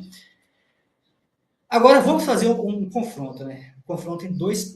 Só se vocês não entenderam a piada, o Ip Man era muito ágil e o Jung Chung é que foi criado por mulher. Então, o Jung Chung não é baseado em força, é baseado em inteligência. Mike Tyson, segundo o QI dele, é de 90, né? Então, basicamente, o cara então é mais força mesmo. Aí tem uma luta no grande Ip Man 3 ou 4, não sei, que o Mike Tyson luta com o Ip Man, que seria o mestre do Bruce Lee. Mas vamos comparar os dois, né?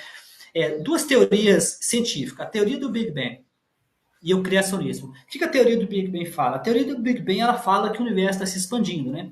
A teoria do Big Bang ela vem da teoria da relatividade, né? Na verdade um padre, né? Curiosamente um padre, ele conseguiu usar as equações de Einstein e provou que o universo está expandindo. No caso do criacionismo, ele somente diz que Deus, ele não dá nem detalhes, né? Ele diz que Deus supostamente criou o universo, ponto final, né? Aí você já viu que teoria do Big Bang, do lado científico, e criacionismo do outro lado. Agora mais um. Diferença entre homens e mulheres, né?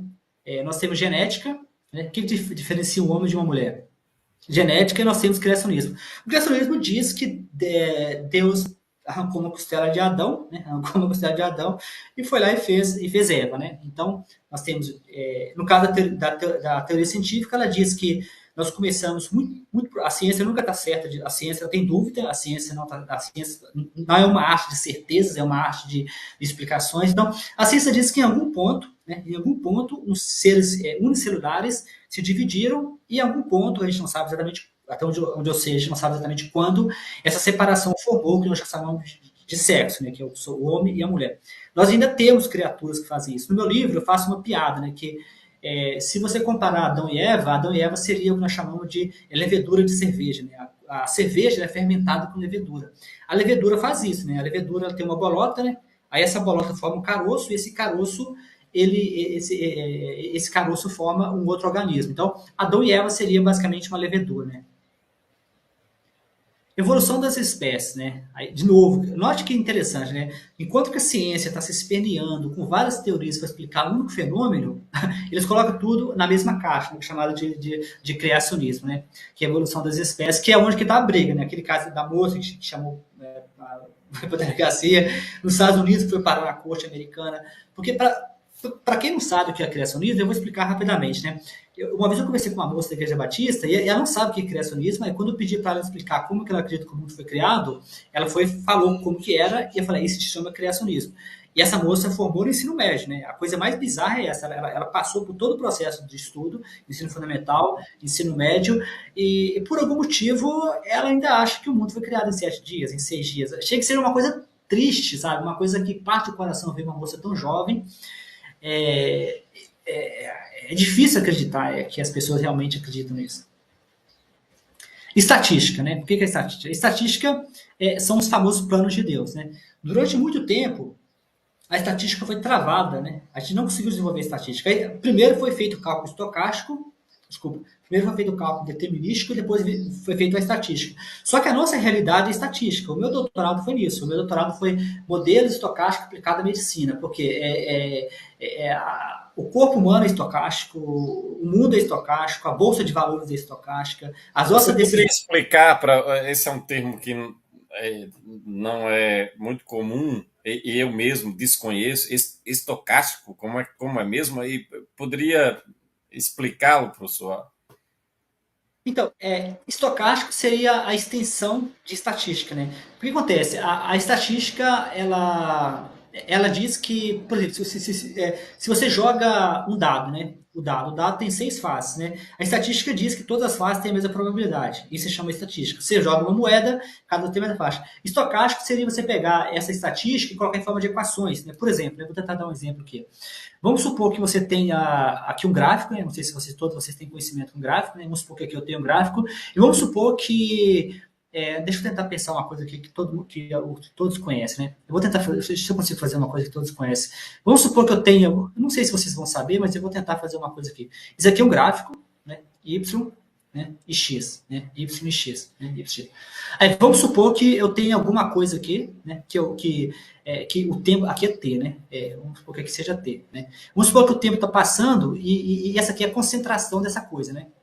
Pode ser, eu não sei se vocês aprenderam a vida de um produto radioativo, acho que o Enem caía isso o decaimento de átomos, né? Mas isso aqui é um exponencial para baixo, né? Isso que seria a concentração, né? Então quer dizer que você está caindo exponencialmente.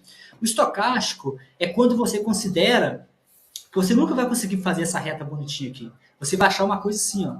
Você vai achar uma coisa assim. Por que essa coisa, esses pulos aqui, ó? Esses pulos, quem já viu bolsa de valor, né? Você investe, Marco? Não invisto em Você bolsa faz de valores. investimento? Não, não. Você sabe como. Você já viu o gráfico de bolsa de valor?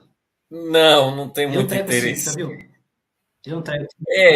Já vi, mas Não, mas você não já viu esses costumo. gráficos? Uhum.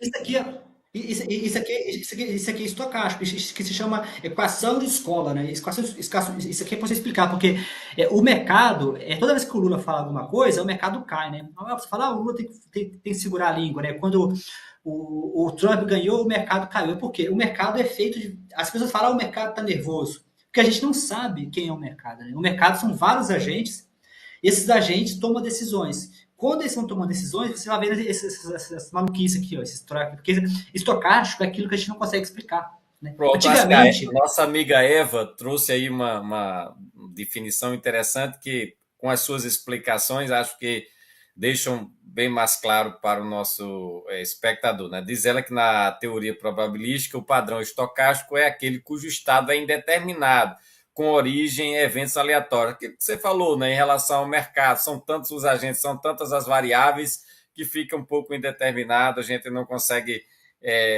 vamos dizer assim, pontuar qual é o fator determinante. Exatamente. Uma forma de você ver estocástica tem a ver com Albert Einstein, né? Albert Einstein publicou 5 artigos que fez ele ficar famoso, em 1905. Um dos artigos chama Movimento Browniano, que é a base do cálculo estocástico.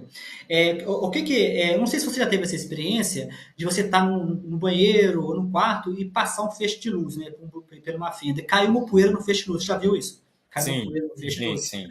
Você já viu a poeira dançando? Você viu que a Sim, poeira dança? sim, Aquele é sim. estocástico. Aquele é estocástico. Aquilo é porque as partículas de poeira batem com a partícula do ar. E aí faz aquela dança, né? E aí fica dançando. Isso que é estocástico. Aquilo a gente modela usando cálculo estocástico. Ok, pode seguir, professor, já que explicado o termo. É erro tipo um e erro tipo 2. Esse aqui é o mais irritante para mim, sabe? É o que eles chamam plano de Deus. Esse aqui é o mais irritante que me tira do sério. Eu tenho até amigos evangélicos. Outro dia ele fez uma cirurgia do fígado, ele é evangélico, e aí ele começou a falar: agora eu fiquei muito espiritual, não sei o quê. Porque assim, o diagnóstico da cirurgia dele demorou a ser feito, aí ninguém conseguia achar o diagnóstico, aí de repente acharam, era o fígado. Aí eles falam que foi Deus, né? Os planos de Deus, o que o erro tipo um e erro tipo 2 na medicina tem 2 tipos de erro. Né? Um erro é quando o médico erra mesmo. Né? O médico fala que você vai morrer em 2 meses e você vive 10 anos. O médico erra e erra muito. É, é, é, o erro tipo 2 é quando o médico diz que você não vai morrer e você morre, né? Você bate as botas. Por quê? O médico erra. Aí, nesse caso, as pessoas tendem a associar o erro do médico ou o acerto do médico a Deus, né? Aos planos de Deus, né? Ah, mas o Deus me curou, porque o médico falou que eu tinha 2 meses de vida e eu vivi 10 anos, né? Então, esse tipo de erro, que o pessoal fala que é plano de Deus, é chamado de cálculo probabilístico. Né? Essa gente chama de erro tipo 1 e erro tipo 2. Fez parte do meu doutorado também. No meu doutorado, parte do meu trabalho tem a ver com medicina. Né? Eu cheguei a trabalhar no Gemelli Hospital, que é um hospital em Roma, um hospital enorme, e lá o pessoal trabalhava com esses modelos. Né? Porque fora da religião, a gente tem todo mundo que funciona. Né? Esse mundo religioso, que quando eu me envolvi com o ateísmo, o que me assustou é como uma realidade paralela. Essas coisas, tem até uma piada no nosso grupo do Facebook, né, Cientistas Sem Religião, que o religioso imagina que ele confronta o cientista com a Bíblia. Aí, na parte de baixo tem uma piada que o cientista não está nem aí para vocês. É tanto que no grupo da CAPES, eu não consigo postar no grupo da CAPES mais por causa de religião, porque o cientista não está nem aí com religião. É Então, verdade. Eu acho que uma coisa interessante que você colocou é que no plano da fé, né, ou da religiosidade, ou da espiritualidade, o Deus não perde nunca. Não há possibilidade de perder nunca. Se não dá certo, é porque o sujeito não teve fé suficiente. Se der certo, é porque o os planos, sujeito. né, os planos são misteriosos, né? Os planos são Tem a fé. misteriosos, enfim. É um conceito, né, que foi criado pelo ser humano que não foi feito para perder. Né? Ele tem um adversário que, se a gente pensar Deus Abraão, e tudo que está descrito na Bíblia, ele tem um adversário, mas um adversário que é meio que coadjuvante e Não, é controlado. Não, mas na verdade em que Jó. serve aos propósitos dele, né? Na verdade, serve aos propósitos dele, como o próprio livro do Jó também, de alguma maneira, trata dessa relação amistosa de Deus e diabo, em que, ora, o diabo pode conversar com Deus, desafiá-lo, fazer uma aposta. É uma coisa tão absurda que você lê aquela história e diz, como é que é possível que alguém acredite nisso? Mas a parte mais bizarra que eu não vou. Como eu comentei com você, eu tenho vários amigos, eu tinha medo de perder amizade e não tenho medo de perder amizade. Então, depois que eu comecei a escrever sobre o meu livro, eu fico um pouco de medo que os meus amigos, alguns amigos próximos, padrinhos, pessoas que eu admiro. Tem uma amiga minha, advogada, engenheira civil, né, curso superior, 2 cursos superior, que ela me mandou uma vez, se ela assistir esse vídeo, eu peço desculpas, eu não quero faltar com respeito, mas ela me mandou o vídeo da história de Jó, né? Eu assisti, né? Eu não assisti todo, não tive paciência, mas eu assisti. E era um pastor, um pregador pregando, e o pastor, ele explicava a história e ele não escondia ele falou algo do tipo assim, ó, mas a Bíblia não dá muitos detalhes do que aconteceu, né? Porque supostamente Deus estava lá, o capeta, o demônio, o diabo estava de bobeira, ele falou, chega que vale ferro com Jó para mim, né? É que eu tô resumindo a história, mas a parte mais bizarra é que as histórias religiosas, elas não podem ser interpretadas. Você entrega a história mais a interpretação. Então, a história não existe para você pensar. Ela existe para você reforçar a sua fé.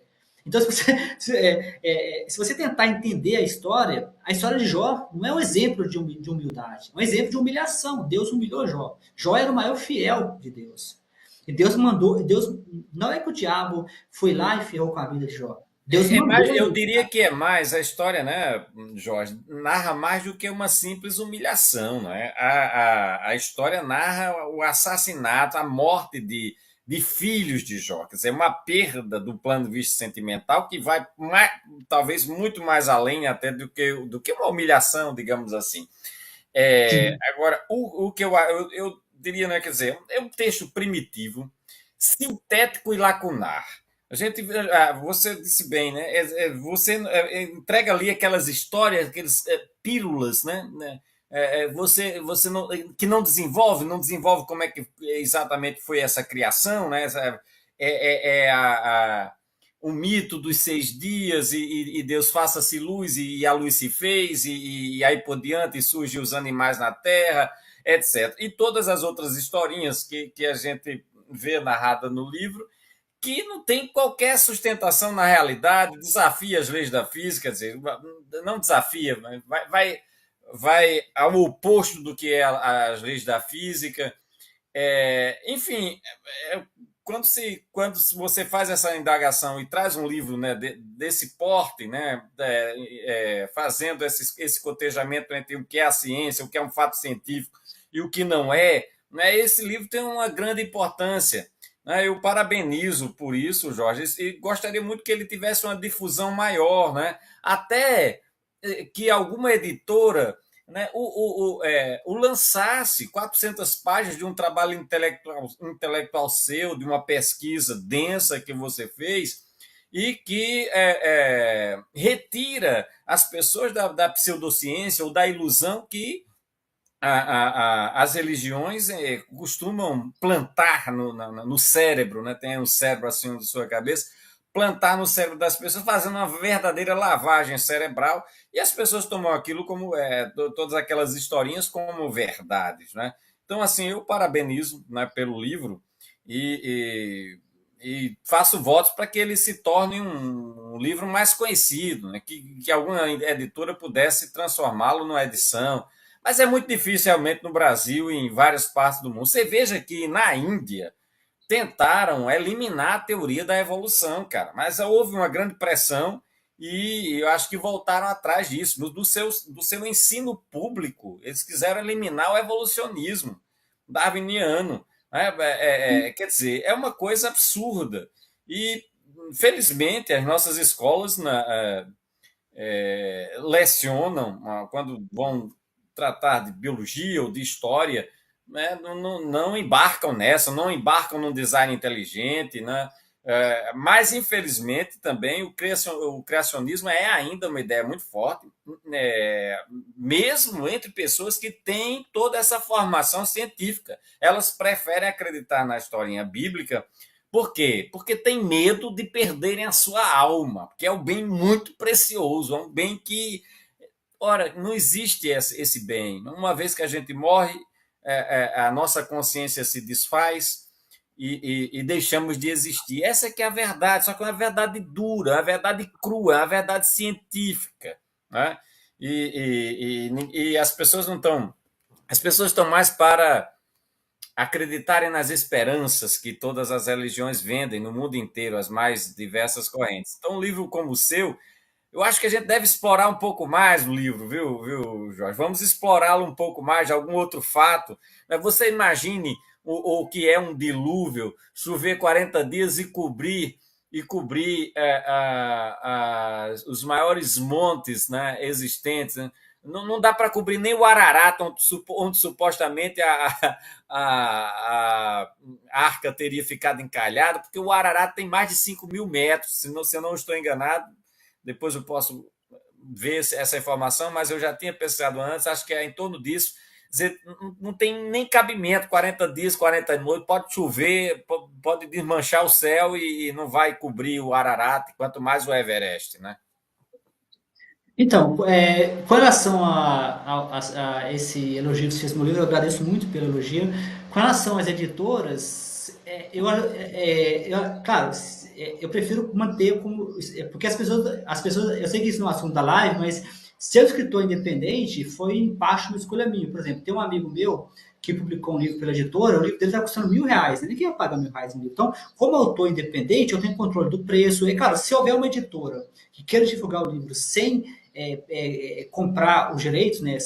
Por exemplo, eu quero ter a liberdade de decidir o preço. Você fica sabendo de uma lei, agora surgiu uma lei agora que está sendo aprovada, que vai proibir as editoras de fazer promoção durante um ano, né? Eu acho isso bizarro, essa lei não deveria passar, mas aparentemente vai pegar as editoras. Assim, como autor independente, eu prefiro manter minha liberdade, mas se tiver alguma editora que, por sinal, seja um pouco mais light, queira me ajudar sem necessariamente,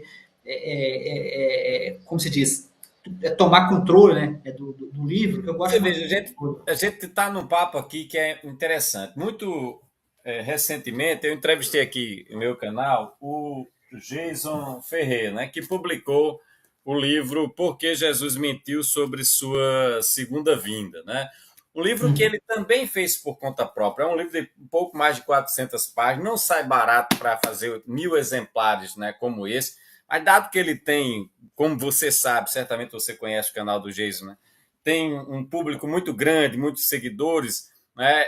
Eu acredito que o livro já esteja praticamente esgotado. Você veja que as editoras, cara, não pegam um livro desse. Talvez venham a pegar, porque com o sucesso do livro, né, e a temática atrai a atenção, é um tema polêmico, né, porque Jesus mentiu sobre sua segunda vinda, ele aborda muito bem tudo isso, mas as editoras não estão nem aí para esse segmento de livro questionador, né?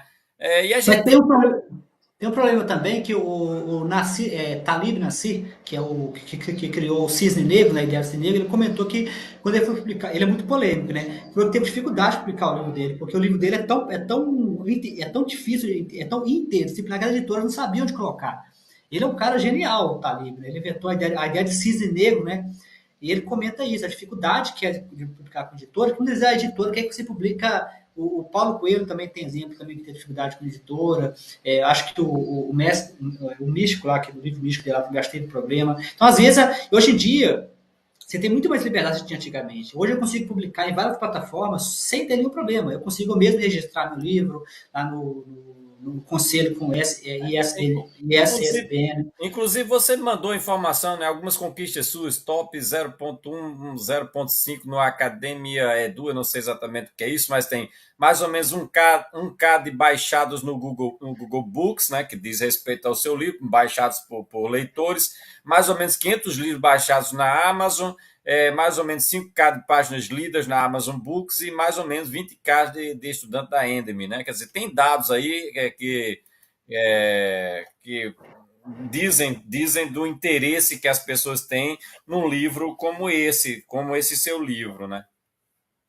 Mas esses dados são dos livros anteriores, sabe? Esse Ah, livro, não é desse não, então. Você me não tem como não, não não, esses são dos especificar. anteriores. Porque esse livro agora acabou de ser lançado, então eu ainda Ah, não acabou. tenho nada Pronto, fale dele. disso. Foi lançado em que mês exatamente? Esse que eu estou apresentando agora, ele foi lançado, acho que, quer ver? Eu nem sei, sou péssimo com memória, mas não deve ter, eu sou péssimo com tempo, Mas mas foi nesse semestre, nesse segundo semestre de 2000. deve ter nem um mês que eu lancei, não, deve ter Então, um mês. claro. Olha, eu também sou um editor independente, né? Mas eu gosto muito de ter os meus livros impressos. E aí, rapaz, eu sugiro que, ainda que fosse. É porque realmente é difícil, um livro de Não, 400 mas, não, páginas. não, não, não, mas dá para imprimir. A Amazon, ela imprime para você. Inclusive, a Amazon, ela tem parceria com editoras no Ah, Brasil. ótimo, não. É muito bom você dizer isso. Então quem queira, vamos. É só me colocar. falar, é só você falar, só me falar assim, eu quero a versão impressa. Aí é só eu pegar o livro que está atualmente e colocar ele no formato, porque antes de colocar ele impresso, eu vou ter que fazer as bordas igualzinha, mas isso eu faço em 2 dias, que eu já fiz várias vezes, né? Eu tenho vários livros que estão no formato impresso. Isso eu faço em alguns dias, né? Aí eu tenho que conferir para ver se as bordas não estão pulando. Aí depois que a borda estiver pronta, eu mando para a Amazon e a Amazon coloca a opção lá, impresso. Ah, pois Só que aí, faça isso, porque certamente muita gente gosta do livro impresso, sabe? Gosta de ter na sua estante, gosta de folhear e rabiscar e grifar, não é? Eu acho que vale a pena. É um livro cheio de ilustrações também, me parece, né? Pelos Então, exemplos. não. Nesse caso, os meus livros geralmente têm ilustrações. Esse não tem muita, não. Esse é um livro mais. Ele tem ilustrações, ele tem algumas, mas ele não tem muitas, como eu costumo Ah, colocar. sim, Mas geralmente na Amazon eu peço para imprimir com papel cinza, que é para diminuir o custo, entendeu? Se imprimir em sim, papel colorido fica bem caro. Né? Mas sim. esse livro não vai ficar, acho que vai ficar. Ele vai ficar talvez uns R$ 100, talvez. Então, eu não sei se vale a pena, porque eu posso pedir a cópia do autor com preço reduzido, mas não sei se vai valer a pena, porque teria de vir para mim, aí eu teria de distribuir para as pessoas. Eu não sei se valeria a pena fazer. Fica um pouco caro desse modo, realmente, É para. melhor deixar a Amazon mesmo, ela imprime sob demanda, sabe? Ela Ela imprime própria sob fazer demanda. sob demanda. Eu acho que é uma boa ideia e é isso. Sob Eu acho que demanda. assim, muito importante, eu fico feliz de. Eu não sei se sou o primeiro canal a tratar do livro, você pode me dizer.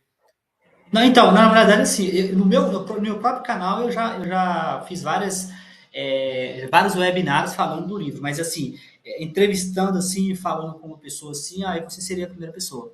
Ok. Vamos falar um pouco então do seu canal, ô, Jorge. Qual é o nome do canal, né? Você mantém no YouTube, faz lives, faz entrevistas, qual é o formato? Fale-nos um pouco de qual é o formato do seu canal, qual o nome do seu canal, se está no YouTube, se está em alguma outra plataforma. Fique à vontade para falar do seu canal, Jorge. Deixa eu pegar aqui rapidaço aqui, ó. Eu mostro para você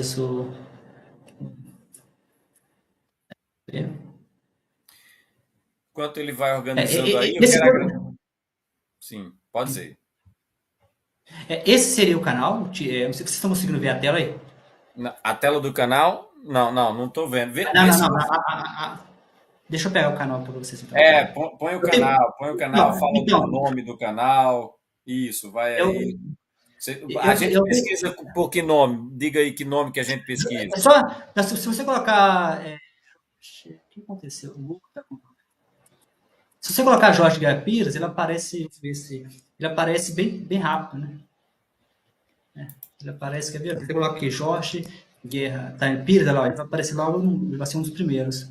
Tá vendo que apareceu aqui, tá vendo? Ele é o primeiro aqui, Certo, né? certo. Tô vendo. Primeiro, então, o canal tá no ar há quanto tempo já? Então, esse canal está muito tempo no ar, mas ele era meio assim. Eu não dava muita bola para ele, porque doutorado, eu tinha que fazer doutorado, então eu comecei a me dedicar a isso depois que eu terminei meu segundo pós-doutorado. Então, assim, era difícil para mim. Eu tenho mais de um canal, só que os outros são canais mais técnicos. Eu tenho um canal de programação e tenho um canal de biomatemática. Que no de biomatemática eu já fiz entrevista com ex-amigos, ex-professores de eventos científicos que eu participei.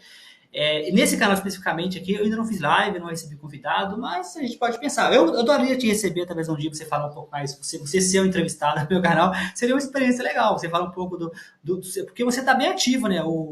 Ah, sim, eu iria com o maior prazer falar de um tema mais específico, que seria do ativismo ateísta, talvez na é, internet, no Brasil, porque a gente está nessa luta.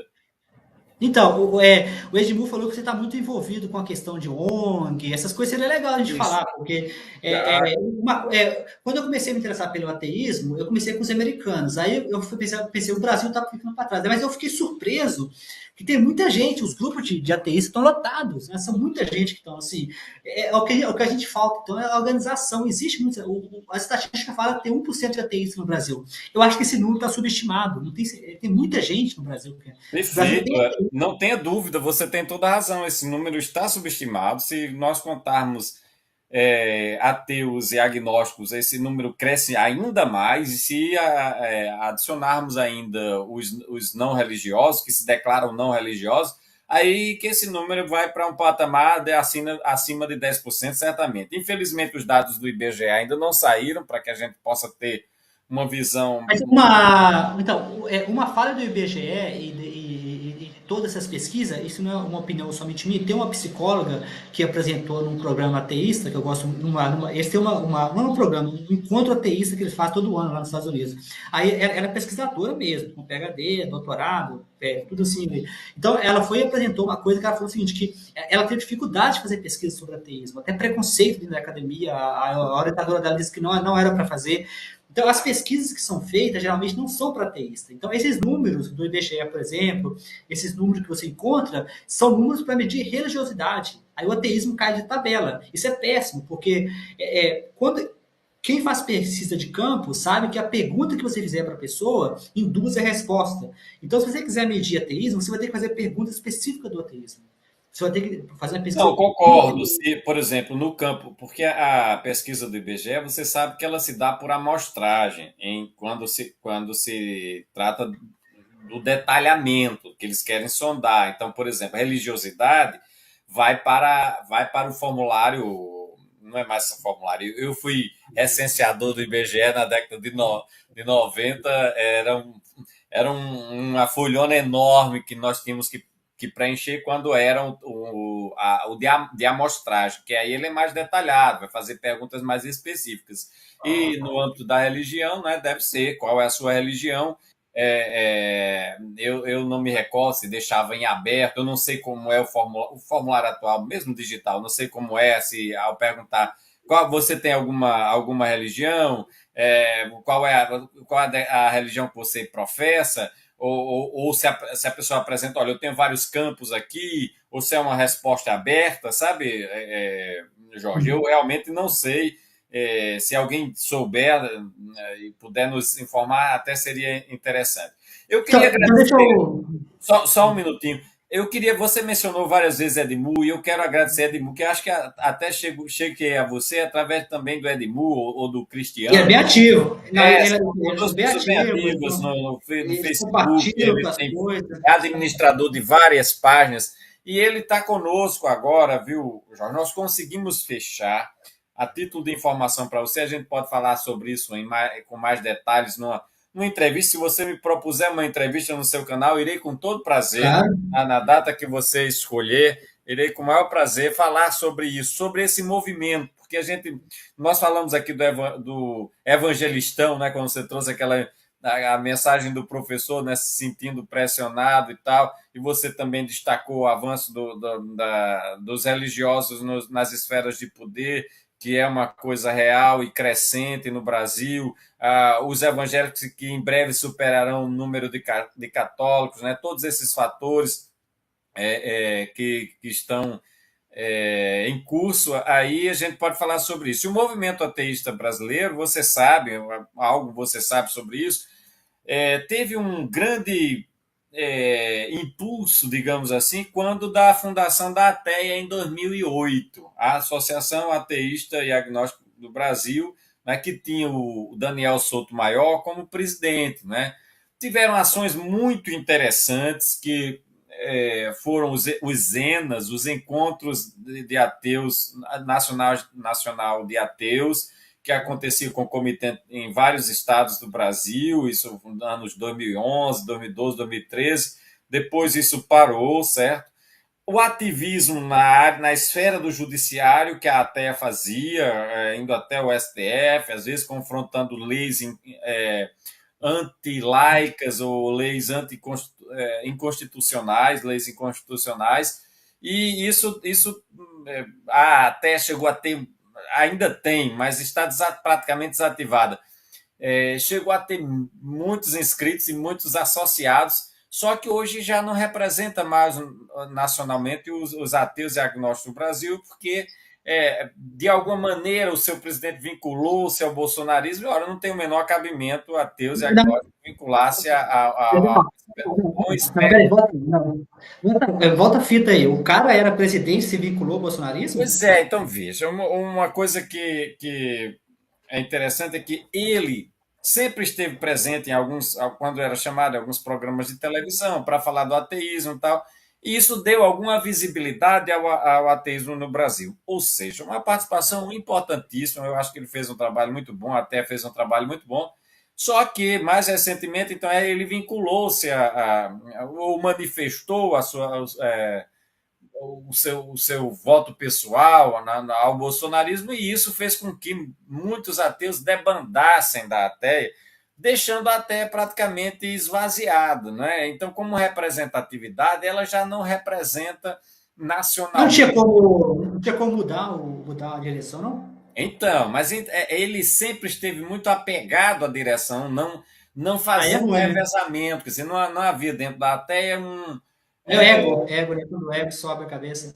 Isso, aí não havia o quê? O arejamento, o revezamento de cargos, né, da mesa diretora, quer dizer, ele monopolizava tudo isso, né? E, enfim, eu quero reconhecer aqui a importância que a TES teve historicamente, mas aí a gente está precisando viver um outro momento dentro do movimento texto brasileiro, então nós Mas juntamos. eu acho também, sim, eu acho que mudou bastante, porque assim, mesmo no mundo internacional, eu estou preparando um novo livro, que eu não sei se eu vou lançar, eu estou rabiscando ele, mas eu tô vendo o trabalho da Madeleine O'Hare. Ela era uma ateísta, mulher, feminista, brava nos Estados Unidos, e batia de frente com pastores, batia de frente com padre em televisão. E você via que o assunto que ela conversava era diferente do assunto que a gente conversa hoje. Então, o ateísmo sofreu muitas mudanças nas últimas décadas. Então, muito possivelmente, o que você lutava antes, né, não tem muito valor hoje mais, muito possivelmente. Então, você tem uma dinâmica no ateísmo que está sendo muito rápido no Brasil. Sim, sim, isso se dá, sobretudo, com o advento da internet, Sim. disseminação de canais que tratam a abordagem científica, divulgação científica. Canais como Daniel Gontijo, da Tenda do Necromante, que vai discutir a Bíblia, né, sobre um ponto de vista crítico. O canal de Antônio Miranda, de Jason Ferreira, que eu já mencionei. E existem muitos outros, de Christian, da Mari Campos. Não sei se você os acompanha na internet, mas são muitos os canais e surgindo cada vez mais, tanto uma presença masculina como uma presença feminina. A Karina também tem um canal dedicado, ela que também é anarquista. Então, esse movimento hoje é bastante, é, vamos dizer assim, aguerrido na internet, só que ainda falta unidade, sabe? Falta adesão, um sentimento coletivo de que todos estão no Então, mesmo barco.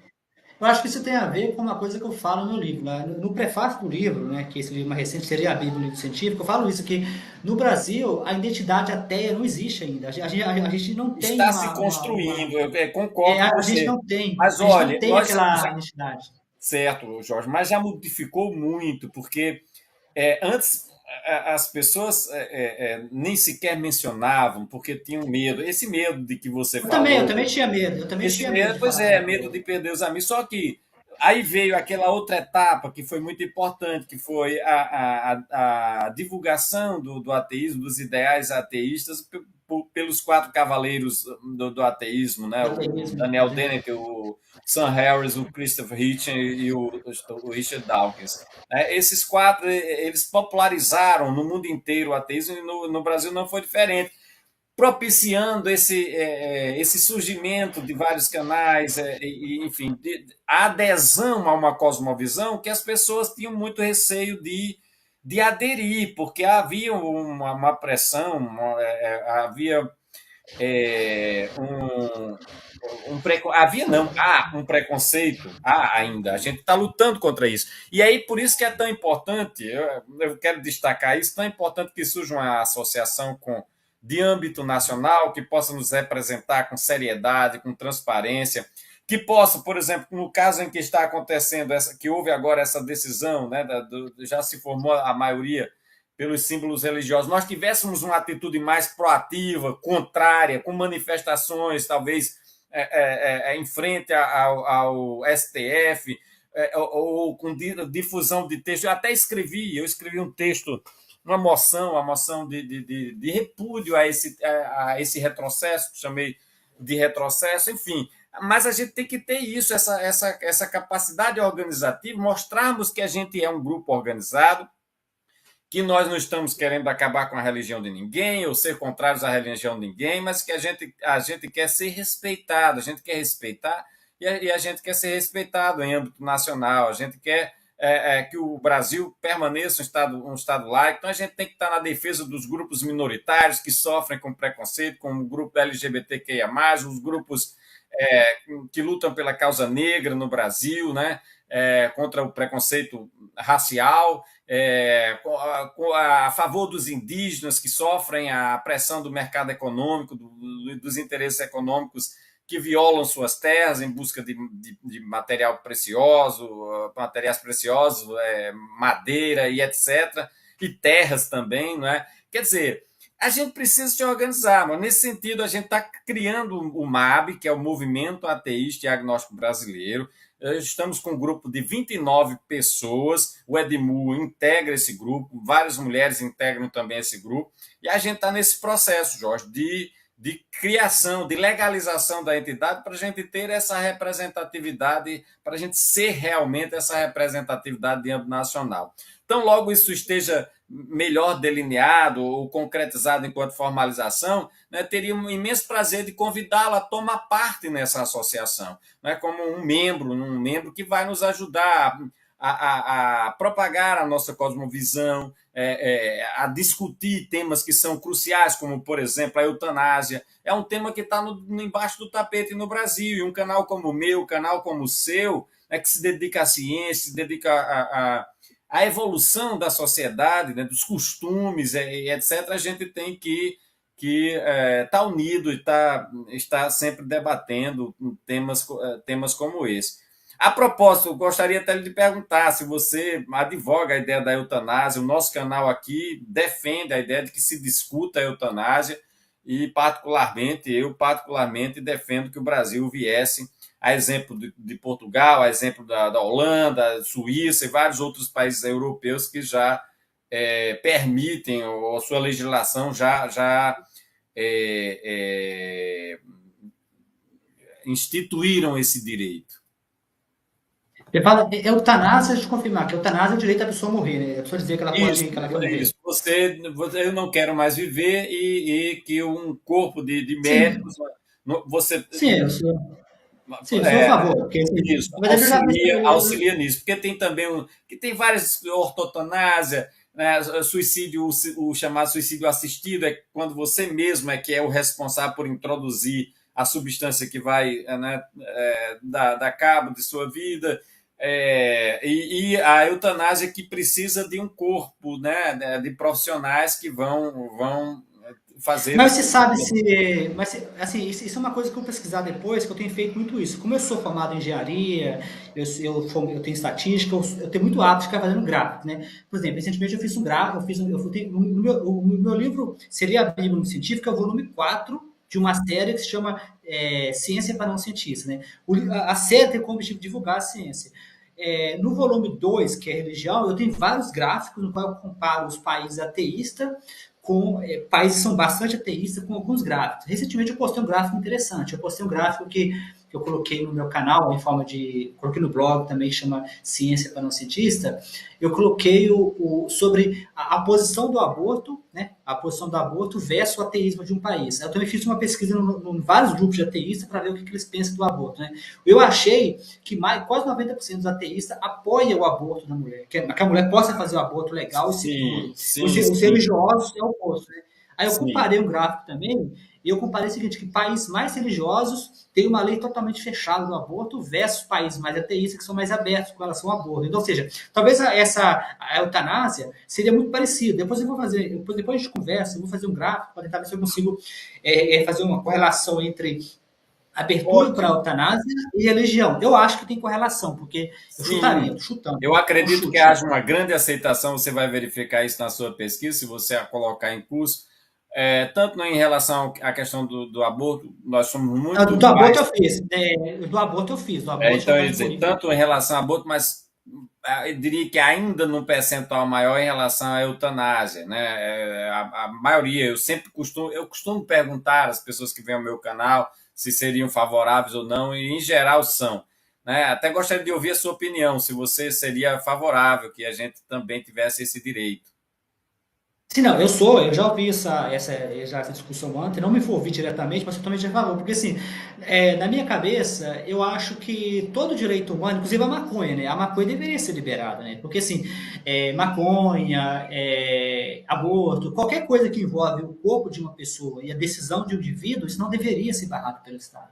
O Estado deveria se meter na decisão das pessoas. Então, se a pessoa quer fazer eutanásia, ou quer fumar maconha, quer colocar uma porcaria no próprio corpo, se ela quer, por exemplo, fazer um aborto, porque, por exemplo, na Coreia do Sul, a escolaridade média das mulheres é a maior do mundo. Na Coreia do Sul, a maior parte das mulheres não quer ter filho, elas decidem ou não casar, coisa e tal. Então, o direito ao aborto da mulher, e talvez tenha alguma relação com a eutanásia, tem a ver com o direito de tomar a decisão do próprio destino. A eutanásia talvez seja muito parecida, né? Se a pessoa não quer viver, é Exato. uma escolha. Exatamente, é ter Né? os seus destinos nas próprias mãos, você decidir quando você não quer mais viver. Eu acho que esse é um direito que alguns países já, né, já têm isso em seu ordenamento jurídico e o Brasil sequer discute essa questão. Nós temos nomes importantes de expressão nacional que defendem o aborto, mas não fazem disso o aborto, não. Defendem a eutanásia, Eutanásia.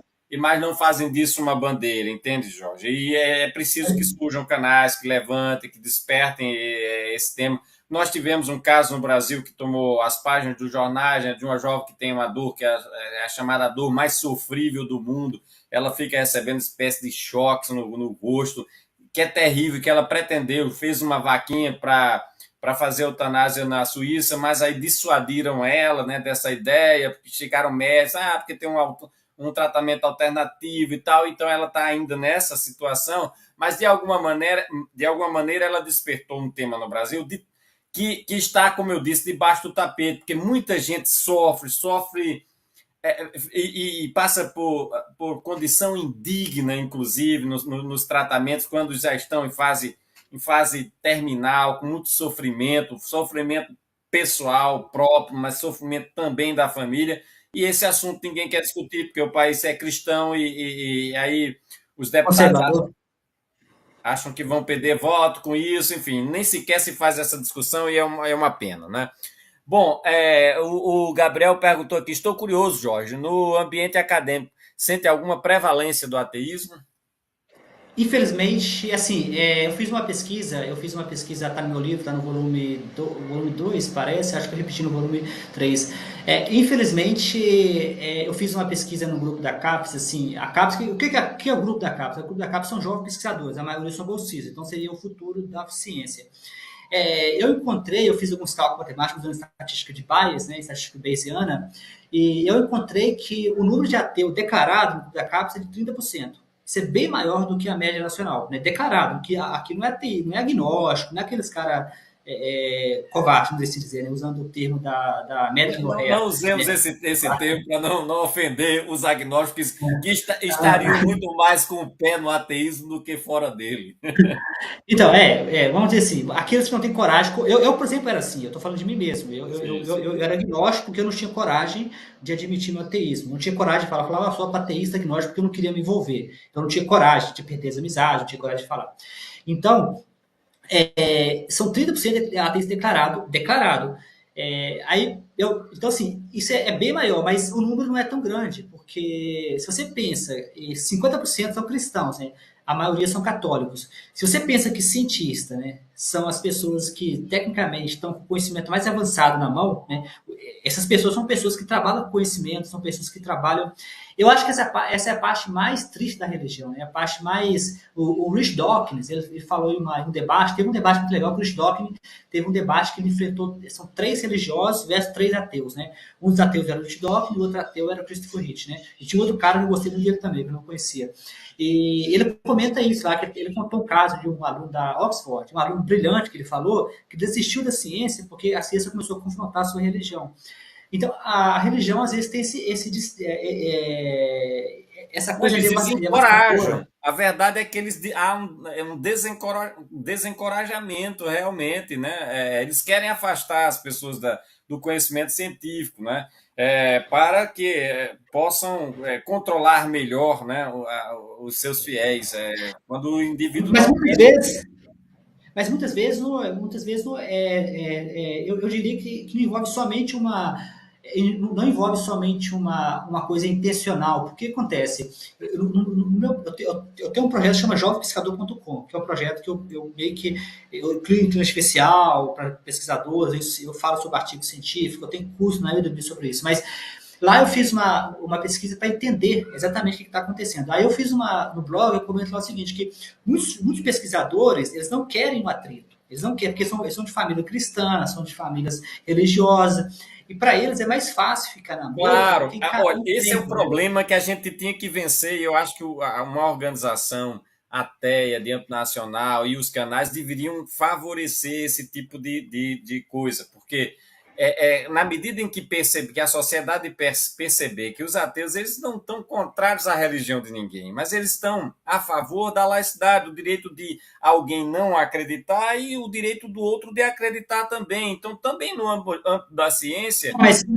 Marco, mas infelizmente a gente tem que ser honesto, o ateísmo é sim, entre aspas, uma ameaça para a religião, porque o ateísmo vai impedir a religião de ensinar a Bíblia na escola. E eles não querem isso, né? Eles não querem que você peça de ensinar, eles querem ensinar a Bíblia na escola, Mas e o ensinar a ateu Bíblia vai lá na e fala, escola não já não pode. pode, mas isso é uma coisa que já não pode Não, eles mesmo. O fazem. Estado laico não Não, pode mas ensinar a não, Bíblia na história. A Bíblia se ensina não, mas eles, na não, mas escola como eu te falei, dominical não, religiosa, né?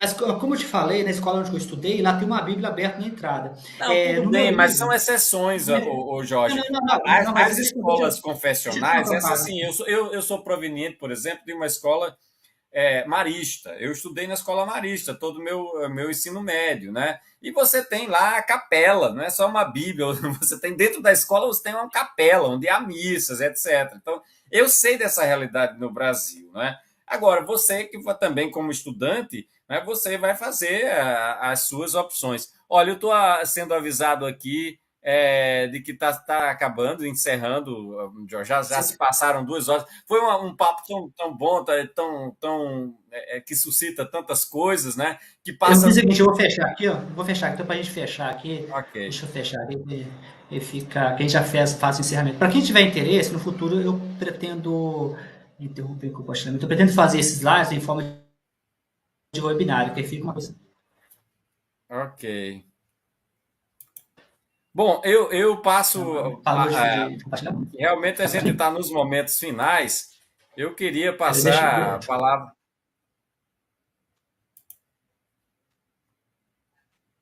Queria passar a palavra para você, agradecendo a todo o nosso público, que foi bastante participativo. Dizer que o Gabriel tem um canal interessantíssimo, viu, Jorge? Se puder se inscrever no canal dele, se inscreva e recomendar, e até entrevistá-lo também, se eles tiverem disponibilidade para isso, e você também no seu canal, que é o Quarteto dos Três Ateus.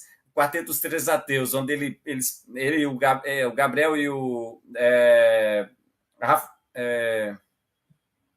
Gabriel e o Miguel fazem discussões sobre notícias do mundo religioso, né? A crítica que eles fazem em torno de algumas questões, e é muito bom o canal, eu recomendo demais. E a Eva também tem um podcast, né? Bom, eu deixo você com suas considerações finais, meu amigo. Então, primeiro eu faço uma força do hábito, lembrando que todos os meus livros estão na Amazon, estão na Google Play, quem tiver interesse. Esses lives eu vou planejar no futuro fazer um webinário, para quem tiver interesse, fazer com um webinário mesmo, para vocês, porque ficou, pra vocês poderem seguir. Novamente, eu agradeço ao Edmundo Gomes por ter feito o contato, por ter feito a ponte, o Cristiano, né, que está sempre lá, o Silvestre, né, está sempre ativo nas redes. E para mim, agradecer você também por ter me recebido, por ter dado o espaço.